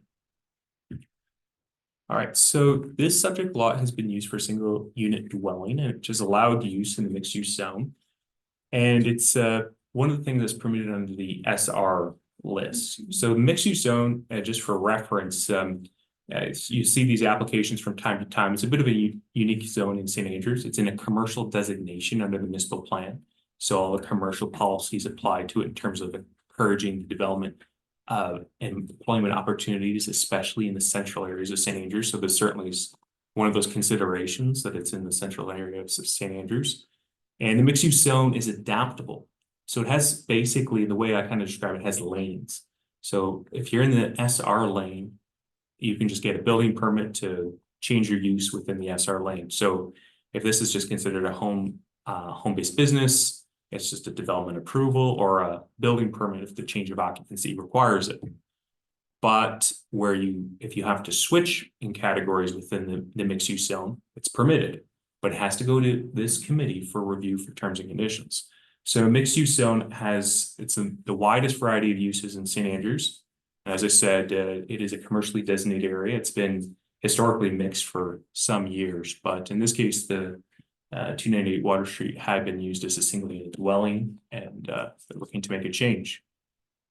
Oh, sorry, I'm looking at the wrong screen here. All right, so the applicant established a legal practice out of the residents unaware of the zoning requirements to apply for the development approval. Staff was aware of this when an application for a projecting sign came to us, and we communicated with the applicant that a projecting sign could not be approved and that the office use also would require a change of occupancy when the building inspector looked at the proposed floor plans and the number of employees and the accommodation of the public potentially in the building. So that would potentially entail things of exits being marked and so on and so forth. But they're not proposing any structural changes to the building otherwise. But before we could even issue a building permit or you consider the projecting sign, it has to come to the committee, as you said, because of the mixed use zone categories.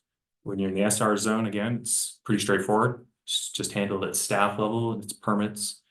But if you're going into a different category in a different lane, then the PUC has to do a review to make sure there's compatibility, specifically protecting the general welfare, health, and protecting of nearby properties and public safety. So those are essentially what the terms and conditions are for. Technically, the property fronts on Sophia Street, but the main building is oriented to Water Street, and the frontage is described by which is the smaller lot line. The mixed-use zone is commercial zone, as I said, but it hosts many properties of a primary residential character. So special consideration has to be given to the impacts on surrounding properties regarding the proposed development. The consultation is the standard consultation from the PAC procedural operations, and it's with 100 meters of the proposed development. Neighbors were consulted. So the applicant wishes to establish an office use on the ground floor of their main building without making any changes to the interior or exterior of the building, except for adding the projecting sign advertising the firm. The remaining portions of the building will remain residential as a single unit dwelling. A mixed-use building is allowed in the mixed-use zone under the zoning bylaw, but it's important to note that they're actually only permitted in the central commercial zone. So you can do, in the SR zone, you could do a house and a home-based business. But if you're going to have two uses operating in a building, like more than one main use, that's the central commercial zone. In this case, they would be looking at doing something where they're proposing an office use would become the principal use of the property if this change of category happened, and the residential use would actually become secondary if they're going to go into this greater and more flexible commercial zone. And in doing so, PAC has the opportunity to review it, make sure that terms and conditions are established, again, to protect health, safety, welfare of the general public. Oops. So, as we talked about, given that this proposal was reviewed initially as a home-based business, but we looked at it from the point of view of it actually potentially needing a change of occupancy for a building permit. It's staff's opinion that it needs to be looked at as a change of use under a sort of a conditional approval towards the central commercial zone. So the owner wishes to establish an office use on the ground floor. Oh, this is just a repeat of that.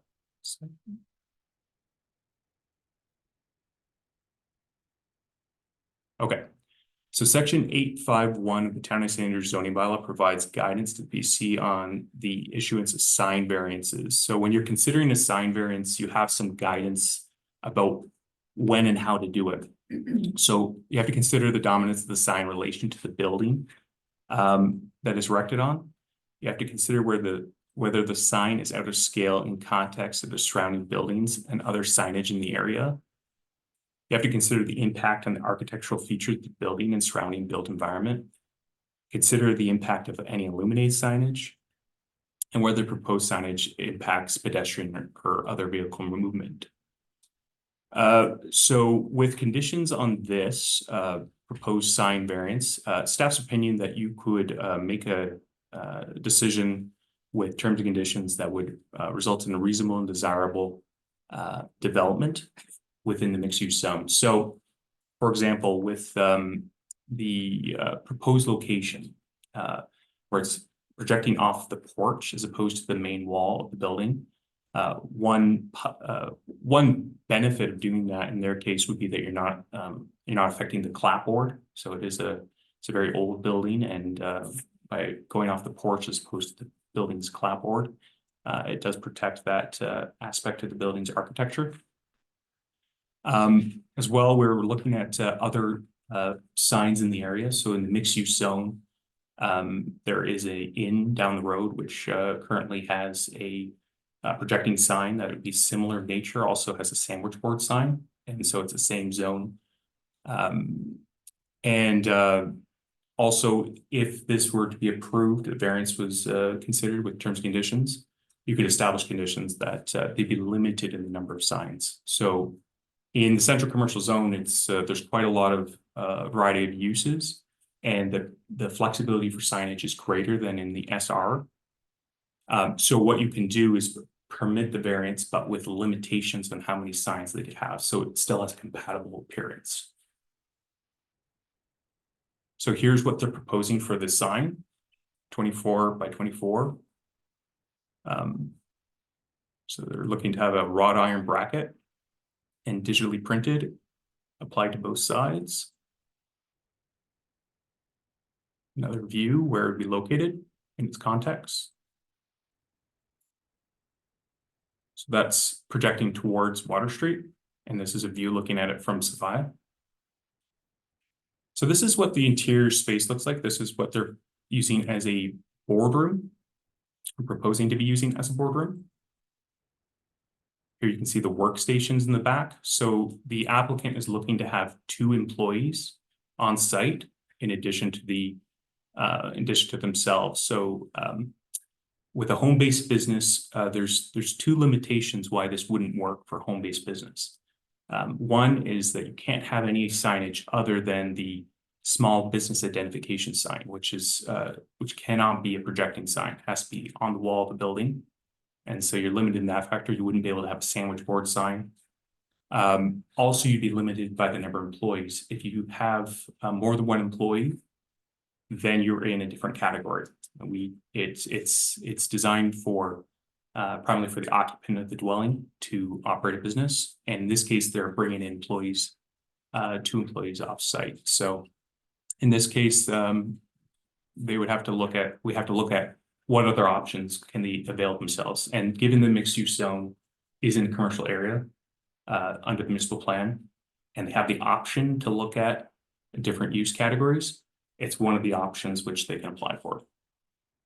So this is what the applicant has for, when we looked at the parking calculations, they would be required to have 1 for the single family dwelling and 1 for the office use.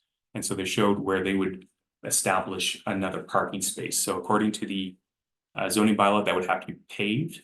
And so before a building permit is issued, that would have to be part of their site plan to show how they're paving that parking space. But one of the conditions which we would look at recommending to you would be making sure that they maintain 2 parking spaces, and that's part of the approval.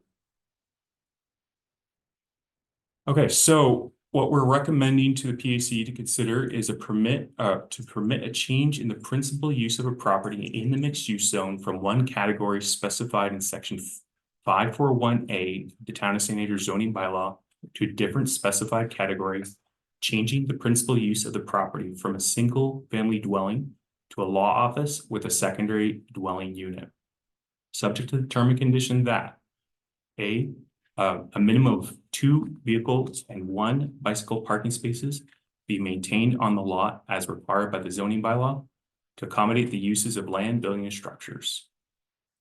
And then the second application was the variance. So with regard to the variance, staff is recommending to the PAC to permit the requested variances to the signage regulations of the Town of Sanders zoning bylaw, permitting a 24 by 24 projecting sign advertising an office use and attached to the building in 2 ways that are otherwise not permitted under the bylaw. 1, projecting off a column in the porch, not off the building's main wall, and 2, projecting from the building at a height less than 2.5 meters above grade. As the request is reasonable, desirable for the development of the building within the commercial zone and within the general intent of the bylaw, subject to the following terms and conditions. 1, that the signage in the lot be limited to 1 projecting sign as per the application to the PAC, and 1 additional window or sandwich board sign as permitted by the zoning bylaw.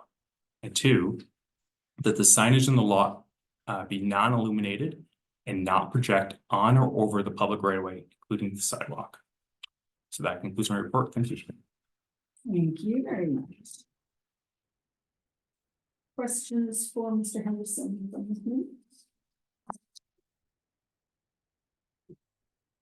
Can you bring up the sample of the sign again, please?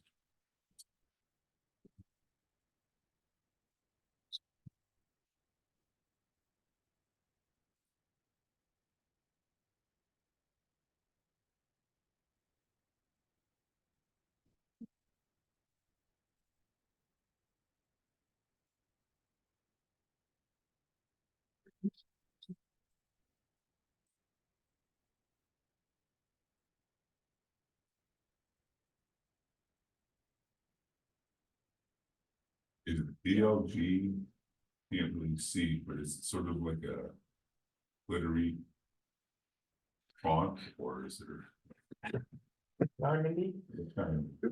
Madam Chair, we do have the applicant online, so that is a question you can ask. So give me 1 second. Ms. Jennifer Donovan, can you unmute? PAC has questions for you. Hi. Hi, Ms. Donovan. PAC's here. So Mr. Tanner, our PAC Tanner, has a question for you. Okay. Hello, Jennifer.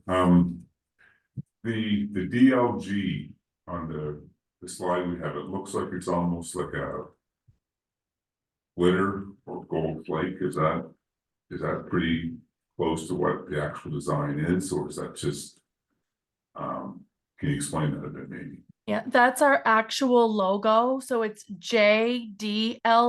The J is gray in the background, and the DLG is yellow and black.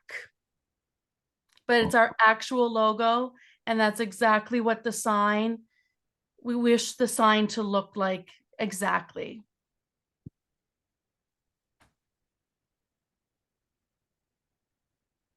Okay, thank you.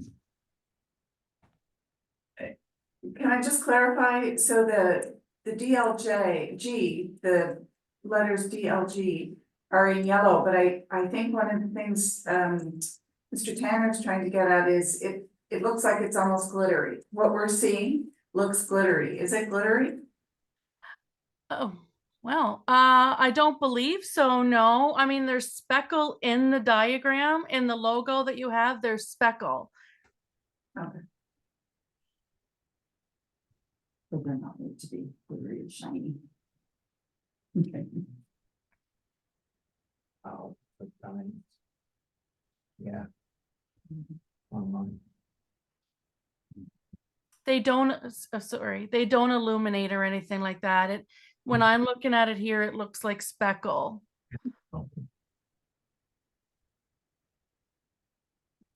Anyone else? Did you have any comments that you wanted to make, Ms. Donovan, just before we go further with committee questions? Did you have anything beyond what Mr. Henderson presented that you wanted to say before we ask more questions? Yes, if I could.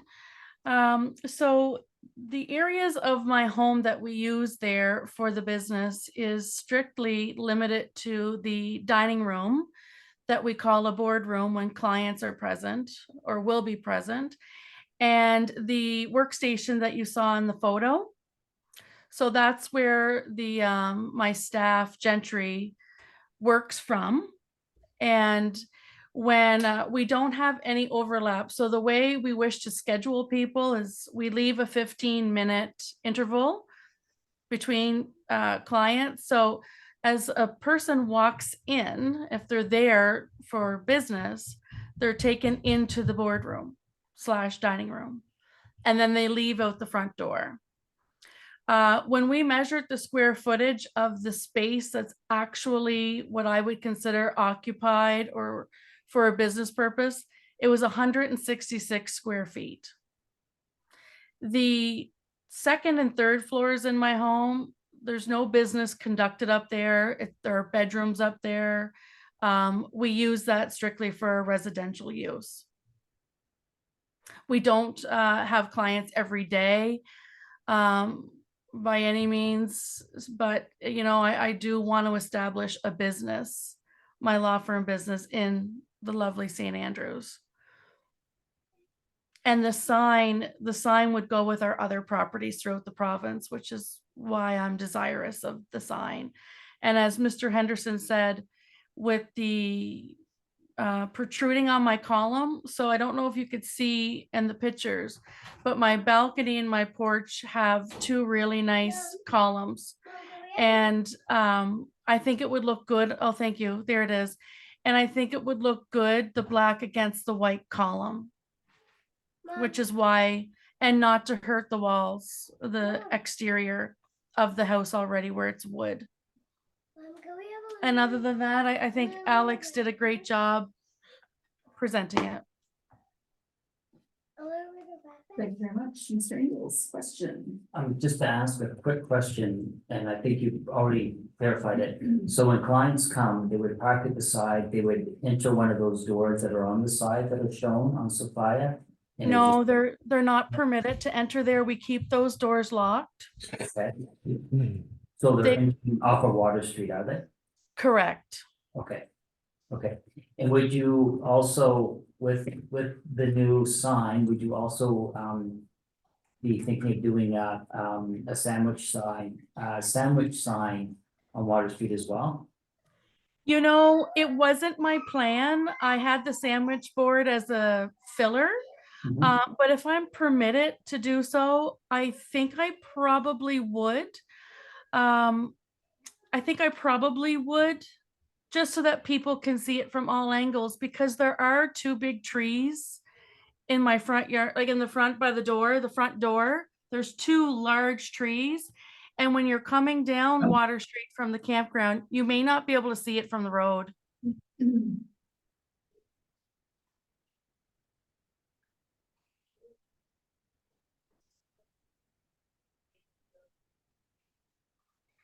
Anyone else? Oh, all right. Hold on. Oh, okay. That's just. Thank you, Miss. Yeah, thank you, Miss Donovan. I'm just going to put you on mute for now. Should probably take a pause right here, just note the time. Once again, we are up against our 2-hour time limit. If there is consensus to carry on, finish up this application and then deal with the fence at the end. That would be the way to go. I'm seeing a lot of nodding heads.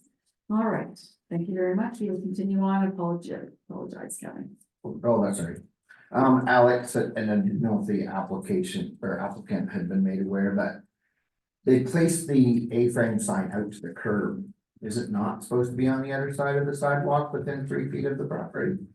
It just, you know, it's a tripping hazard, it's a door hazard, people are parking on that side, also a hydrant, so they might not even be allowed to park on that side, but I just think they should be made aware of the sign permit laws that we have, and that, you know, it's supposed to be adjacent to your building, not out on the curb.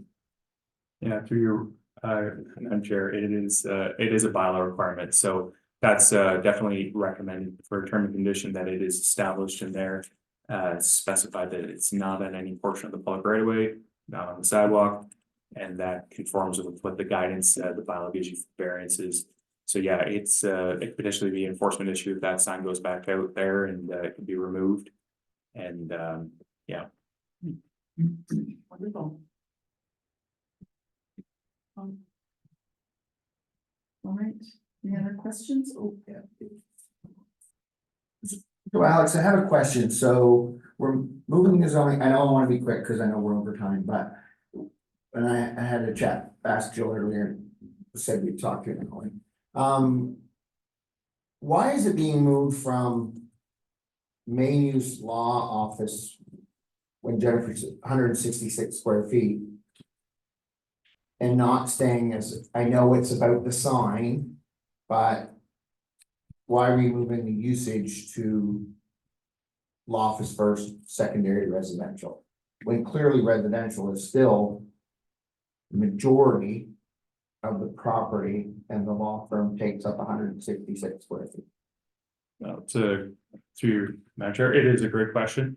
And no, certainly we looked at this from the home-based business angle for the first part when we were in communications with the applicant. Because again, they started the use unaware that there was a requirement to look at these things. But where they're looking to have signage which can only be permitted in a commercial category, we are looking for what options they might have, and this is something that they could avail themselves. So when someone makes an application, they might not know the bylaw like we do, and we have to provide guidance and provide options to people to comply. And one of the things which, like you raised the point, what about the size ratio for the main use versus the secondary? Shouldn't the secondary use be larger and prominent? Well, if you were going to go to this category, there would have to be a commercial element. So it would have to maintain a commercial element in order for it to be projecting sign. And of course, that just makes sense. You're not going to have signage advertising your single family dwelling. So if you're going to have this type of signage and advertise in this manner, you can do it, but you have to go through the commercial route. And there's no requirement in town of Sanders zoning bylaw to have the main use to be larger than the secondary use. If the bylaw had that requirement, it would be listed. But what it is, without that, it's just a classification system. So you have a main use that must exist and be primary in order for the other uses to exist. So by going to a different category, they open up their signage options, and they also can have more than one employee. So that's the other limitation. So having someone else working on the site or having two others working on the site is one of the flexibilities they were looking for in their application. So this is one of the options that they can have. So otherwise, if they withdrew this application and decided to go through a home-based business category, we'd begin looking at development approval and the potential change of occupancy depending on how they're using the space. So, but that would limit them to just the very small business identification sign that is much less prominent and does not permit any changes to the exterior of the building. So again, it's commercial designated area municipal plan. This type of commercial and employment use is encouraged. So it's actually encouraged that they do add employment options in the central area of St. Andrews. And so by municipal plan, they're absolutely encouraged to consider commercial route.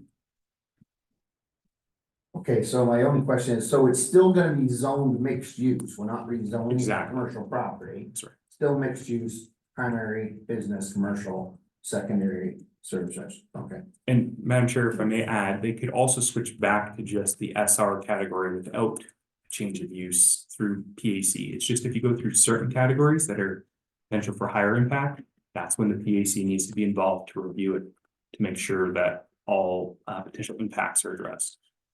Okay. Okay. I'm done. Thank you very much. Anyone else? All right, so anyone from the public have any presentations to make tonight? Oh. Yes.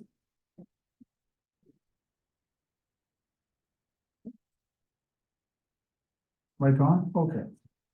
Well, thank you for permitting me to speak, and I apologize for my earlier outburst, but it was relevant. You've all received my correspondence on this issue, so I'm not gonna belabor the point. At the core of this matter is the definition of main use, and I know the planner here has used a term called primary use. There is no definition in the zoning bylaw for primary use, and nor is it used in the zoning bylaw. And the definition of main use, and I think Mr. Simmons had hit the nail right on the head. The definition in the zoning bylaw of main use is the primary purpose for which a lot, building, or structure is used. And I don't think any reasonable person would look at a 2,500 square foot home with 166 square foot part-time office with a desk in the corner and a part-time boardroom in the dining room and say that was the main use of the structure. And this is not just me saying this, the applicant in their application states, and I'll quote, "I purchased 298 Water Street for my year-round cottage." They also state, "I wish to operate my law practice out of it when I'm in town." So there is an easy button here that meets the needs of everyone, the applicant, the surrounding neighbors, and everything. What I would suggest, and I have put this in my correspondence, is retain the use as service residential. Grant a variance to paragraph 4.1.9 subpara E to permit 2 employees to work in the home-based business as requested by the applicant. Grant a second variance to paragraph 4.9.1B to permit 1 sign to project off the column as requested by the applicant.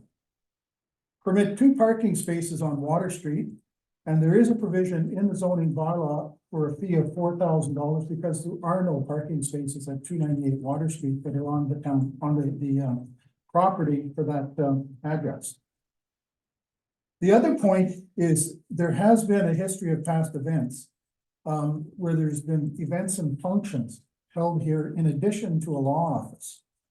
And I would recommend that or would request that another condition be that no events or functions be permitted. The other issue is that there has been alcohol served at some of these functions. I would also recommend or request from PAC that no alcohol is to be served in the law office. And finally, compliance with these conditions should be monitored by the town of St. Andrews because there has been a bit of a history of non-compliance or failure to observe the bylaws in the past.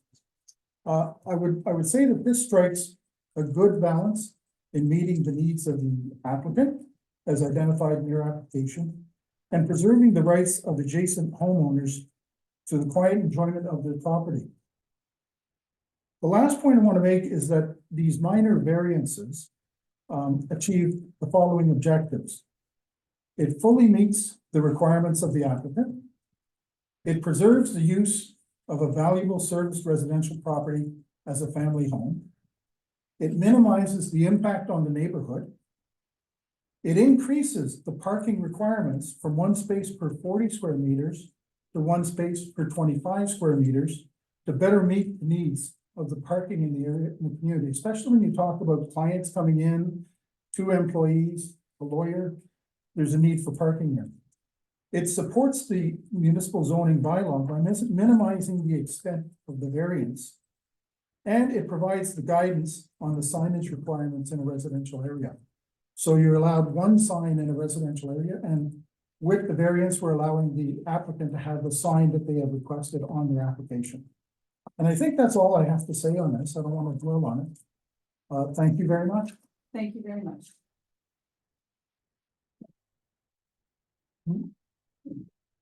Did anyone else want to make some comments tonight?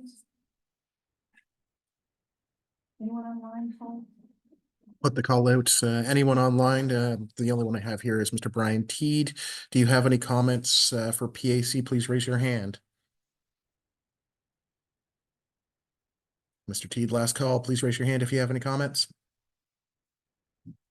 No. Thank you very much. All right, so it's back to us. We have a couple of motions here to deal with. If someone wants to review those documents and have a stab at the first one. Oh, absolutely. Sorry, Alex, it's back to you again. So just speaking of the current parking spots on Sophia and operating two, are those two on town-owned land or are those two on their land?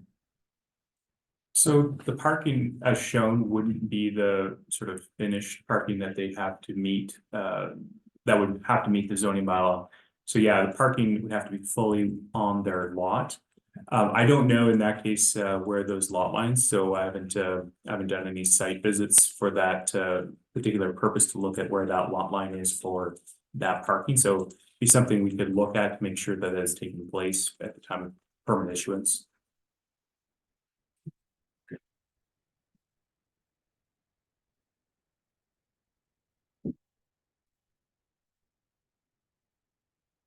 There's a photo showing the lot line. That helps.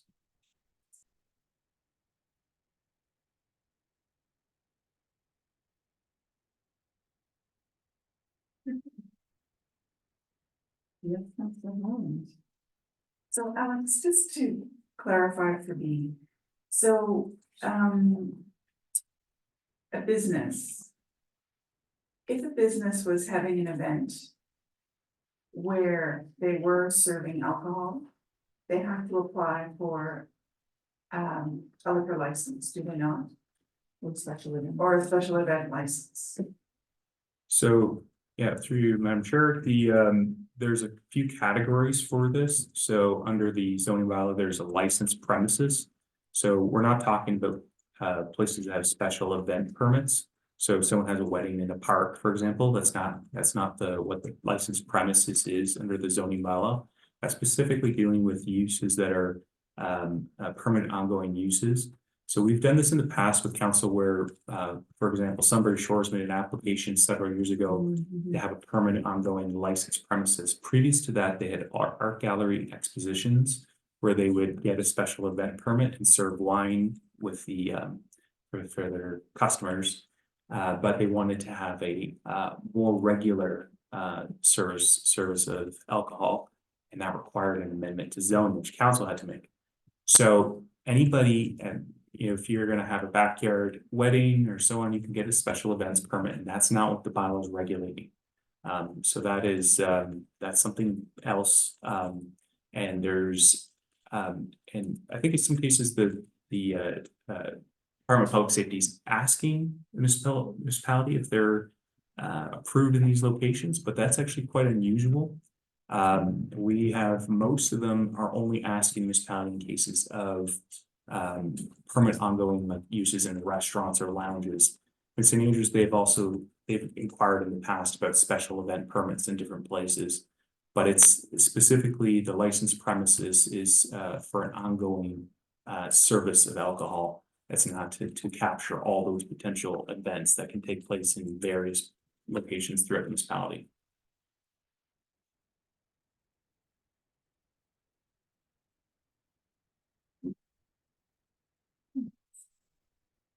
Something else.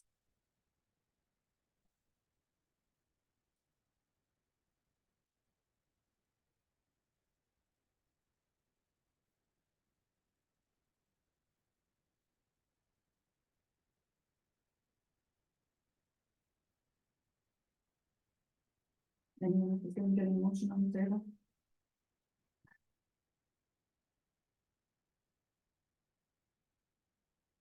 I read the motion. Thank you.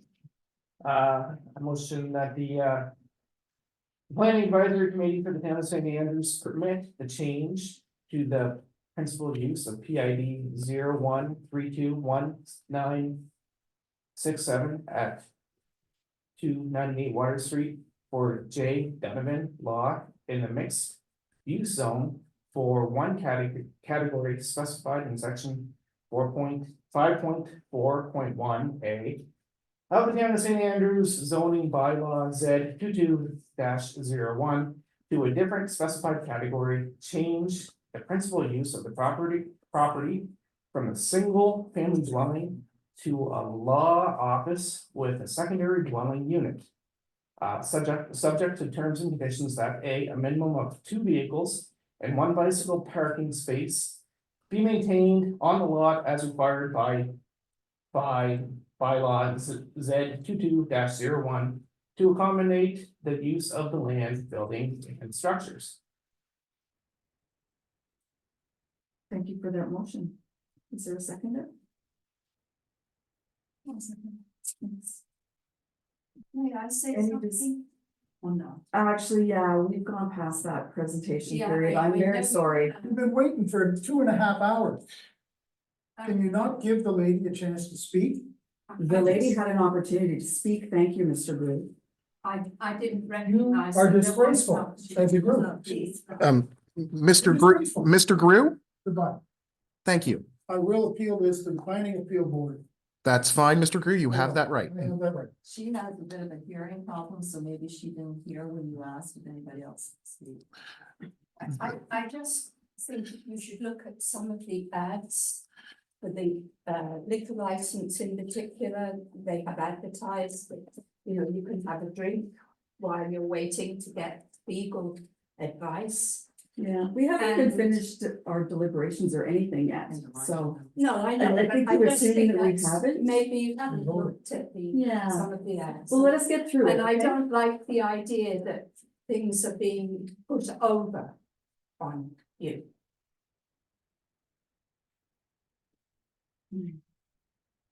That's what we have. Sorry, Madam Chair, this is your, Yeah, it's up to you how you wish to hold decorum here, but yeah. I will leave that to think you. We're gonna continue on. with Thank you. our- if we wanna, there's talk around the table of the events that are being held, if anyone wants to add a term or condition, that is our prerogative.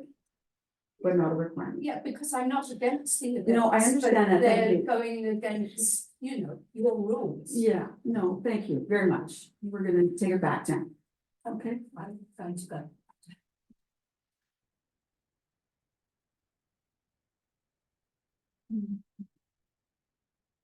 So Alex, I just have another question for you. So I'm not clearly understanding. Based on Mr. Grew's presentation, I don't understand the implications for the surrounding properties, one way or the other. Can you help me understand that? Yeah, with you, I'm sure. So again, this is, in terms of the proposed development, is not a major development in terms of in relation to the other developments you might have seen tonight even.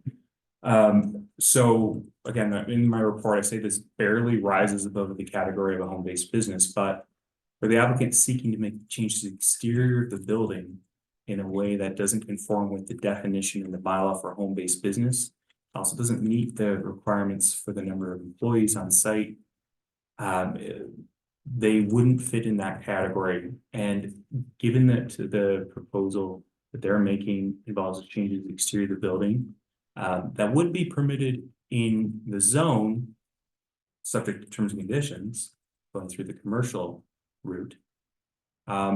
It's an option that's available to them, that they can go through you and apply for that. So if they want to stay as a home-based business, that would be allowed as well, but they would just not be able to make those exterior changes to the building for signage, essentially. And so that would limit what they are proposing to do. So then, so in terms of implications to surrounding residences, I'm not getting where there's any implications one way or the other. Whether they're a home-based, whether they're apply as a home-based business with conditions and variances, or whether they're we make the change as recommended here. They still have to adhere to all of our bylaws. Precisely. Yeah, so for example, I mean, when you look at these applications in the central for transitioning from SR to central commercial or SR to tourist commercial, you could have various things that could come up through that review. This one would be considered very minor in terms of the change of use. It's again, very close to home-based business, but not quite. So with that review, which has to happen in order for this to take place, it's an opportunity to look at it. In this case, there may not be many impacts. So PRAC saw it as, PAC saw it as not needing any terms and conditions other than they comply with the zoning bylaw. Need to spell out any terms and conditions, then that could be what PAC establishes. You approve it without a term and condition. But that would be your motion. That's how you decide it. But so you don't have to come up with additional terms and conditions for some reason. You're literally doing it only if there's a need to protect the health, safety, and wellness of the general public. And so the condition which I've recommended just to deal with parking is to make sure that parking situation is resolved in accordance with the zoning bylaw. And so when we go to actually issue the building permit or development approval, we're making sure that that parking matters resolved. Thank you. Welcome. Mr. Simmons. I'd like to make a small clarification to the motion as well. Who made the motion? Oh, It's right, the okay. Right. Just a minimum of 2 vehicles on paid parking spaces that will be placed on their property. Because we never specified that, and that's what we've asked, is that they're not where they're currently at, and maybe currently at, that's their property.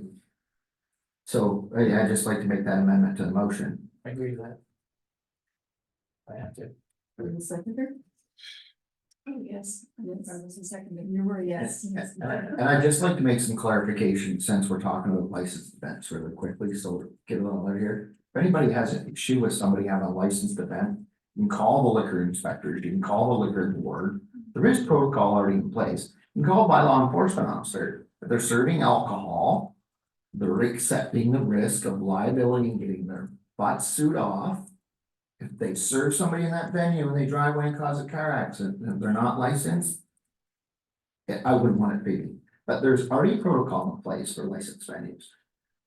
So if you feel that they're having an event or somebody's having an event in town and they publicize it, call the liquor board and see if they got a license. If they don't, liquor inspector's gonna show up, believe me, I've seen my fair share, and I've been licensed every time, but I've seen my fair share.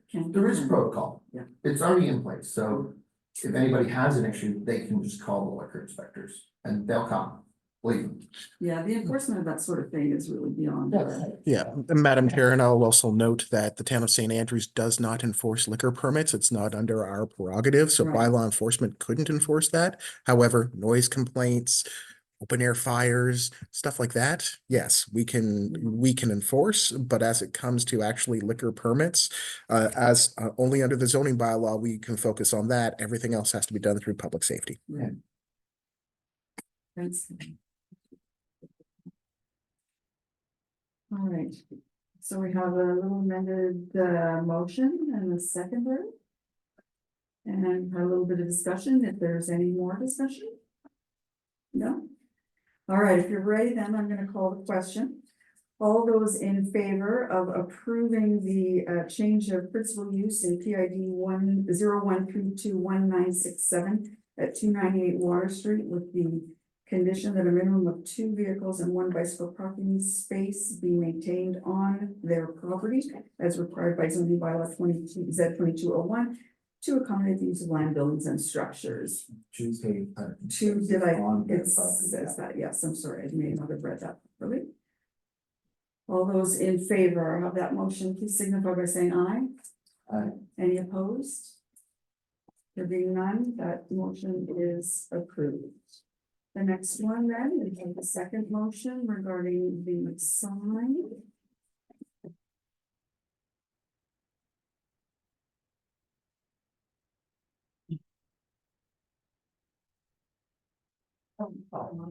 Somebody needs to do the second motion. I didn't mean to. Okay, I'll read the motion. Mr. Engels, please turn on your mic. Thank you. Sorry, read the motion. The Planning Advisory Committee for the Town of St. Andrews permits the requested variance to sign regulations under the zoning bylaw Z 22-01 for PID 01321967 at 298 Water Street for J. Donovan Law by permitting a 24-inch by 24-inch projecting sign advertising an office use and attached to the building in 2 ways that are otherwise not permitted under the bylaw. 1, projecting off a column on the porch, not off the building's main wall, and 2, projecting from the building at a height less than 2.5 meters above grade, as the request is reasonable, desirable for the development of the building within the commercial zone and within the general intent of bylaw, subject to the following terms and conditions. 1, that signage on the lot be limited to 1 projecting sign as per the applications to JC and 1 additional window or sandwich board sign as permitted by the zoning bylaw. 2, that signage on the lot be non-illuminated and not project on or over the public right of way, including sidewalk. Thank you for that motion. Is there a second for that? Mr. Tennant, thank you very much. Is there any further discussion on this motion? Right. Yes, Ms. I ask a quick question, Yes. just to be sure. When we're talking about non-illuminated lights or signs. We see a lot of signs on Water Street. I think the one that Salt Towers has, they have the 2 lights, they have the sign itself, and the 2 lights hanging in front of it or beside it. Is that considered illuminated or non-illuminated, or is it the sign itself that we're talking about that has to light up? Right.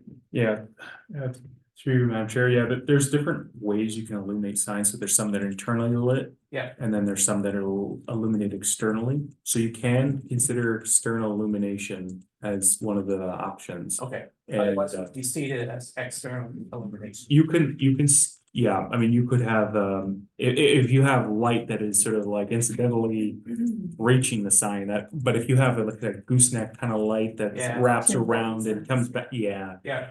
And that would be, we'd still consider it illuminated, but there's more allowance for that in different areas. The LED sort of screen signs those are prohibited unless you have specific areas that they're gonna be allowed. And that, yeah, Okay. so. Alex, just the second one too, the signage non-limited and not project on or over the public right of way, that includes the A-frame sign not being on the public right of way, so it's very clear. Okay, Yes, yeah, that's, yeah. that's clear enough. All right, with all that discussion, to everyone's satisfaction, I'm gonna call the question. All those in favor of permitting the requested variance for the sign for J. Donovan Law, please signify by saying aye. Aye. Any opposed? There being none, that has been approved as well. Thank you very much. All right, for Mr. T, let's go. We are moving on to consider reference number PAC 240505. This is a terms and conditions application for 61 Thomas Avenue, PID 01326438. The applicant requires terms and conditions to erect a 5-foot fence within the front / flankage yard. And, oh, Judy, hello. Oh my goodness, it's so dark. Good evening, everyone. One moment, I'm going to share my screen. We appreciate you staying on all meeting, Judy. Oh, no problem. Okay. So, as you said, this is a Laura Teed application, and it's a term and conditions application.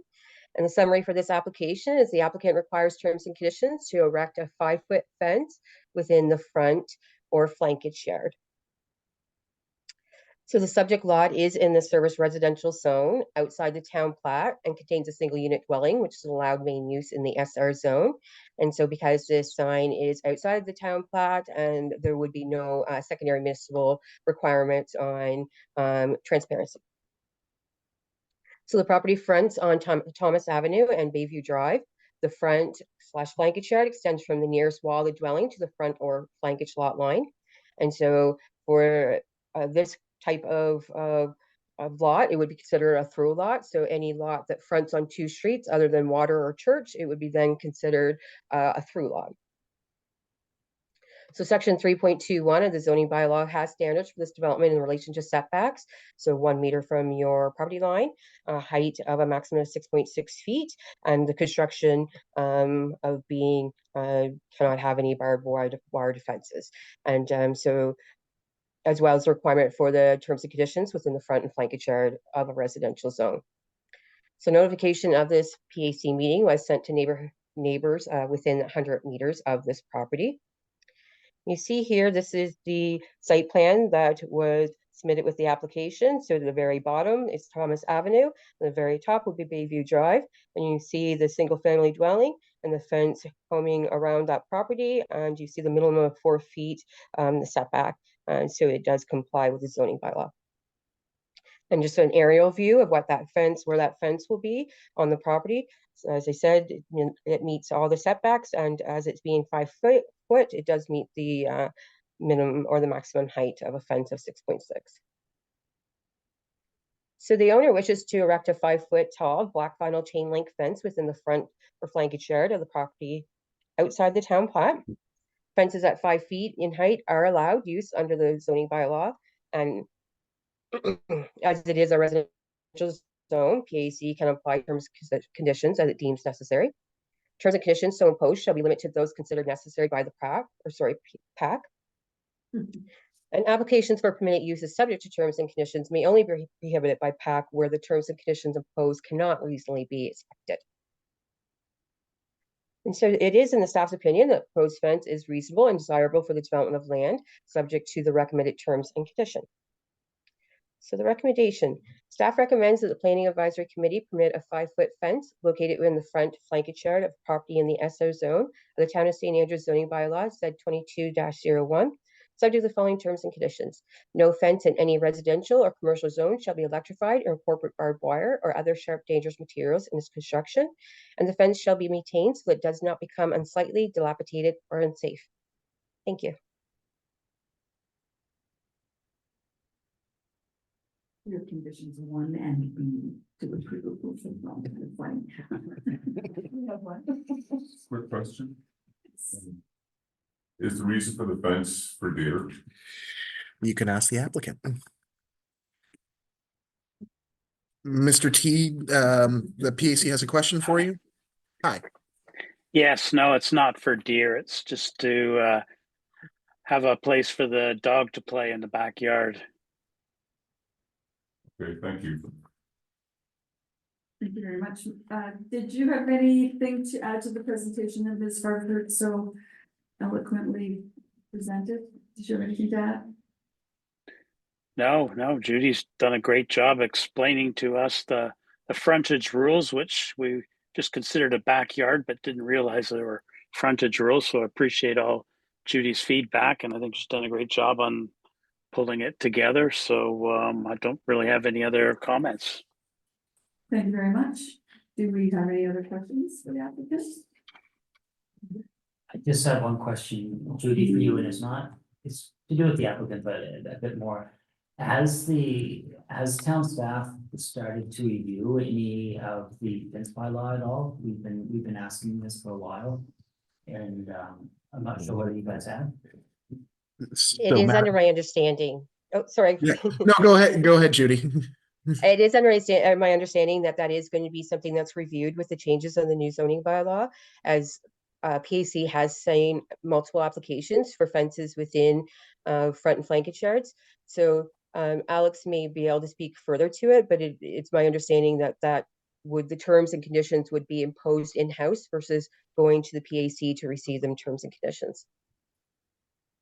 Yeah, through Madam Chair, yeah, a lot of the terms and conditions that PAC has set over the past year and a half there, we could essentially recommend council that they take that as almost a sample of terms and conditions to just be written into the bylaw. And then when people get a permit, they have to meet these standard terms and conditions. Yeah, that's not what I mean. I'm talking more about the design of the fence. I'm concerned about, this is gonna be our second property going along coming into town with black vinyl chain link fence. And be it as it may, it's an alternative that sort of falls away. I don't want to see that vernacular all the way through town, so we need to be careful, that's all.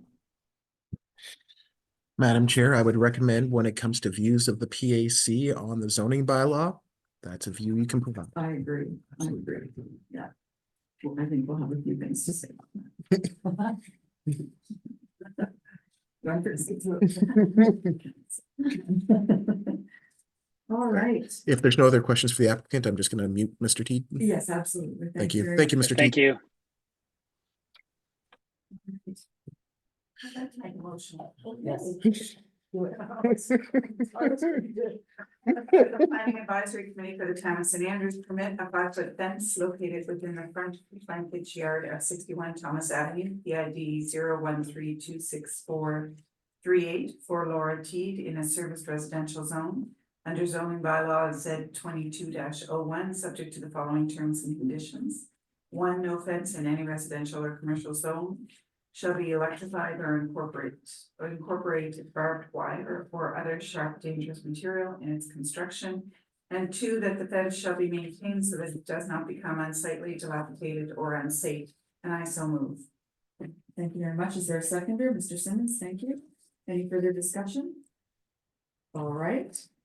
Going to call the question. All those in favor of permitting, or rather setting the terms and conditions for this 5-foot fence located at 61 Thomas Avenue, as moved, please signify by saying aye. Aye. Any opposed? There being none? There we go. I think it's neither my computers and the mic, so it's Oh, okay. just what it is. Sounds like my watch. Thank you, Judy. You're good. Yeah. All right, Thank you. Good so, evening. Thanks, Judy. thanks, Judy. Thanks. Thanks so much. Nice to see you again. Yes, you too. Thank you. So having completed section 4, section 5 sign applications, we have none. There's no new business. Any PAC member comments at this time? I see a microphone on. Where do you go? Of course I have one. Hey, I just want to reiterate to the public that if there's a liquor license and something that's going on, you can report it to the proper authorities. We are not it. That is not part of our purview. That's not something we consider when we're doing applications. That is a different law matter. That's what the RCMP, give them a call, give the liquor board a call. That's all I have to say. Very good point. Thank you, Kevin. Anyone else at this time? No? All right, well, no closed items. Here we are at 9:43. We're adjourned. Thank you.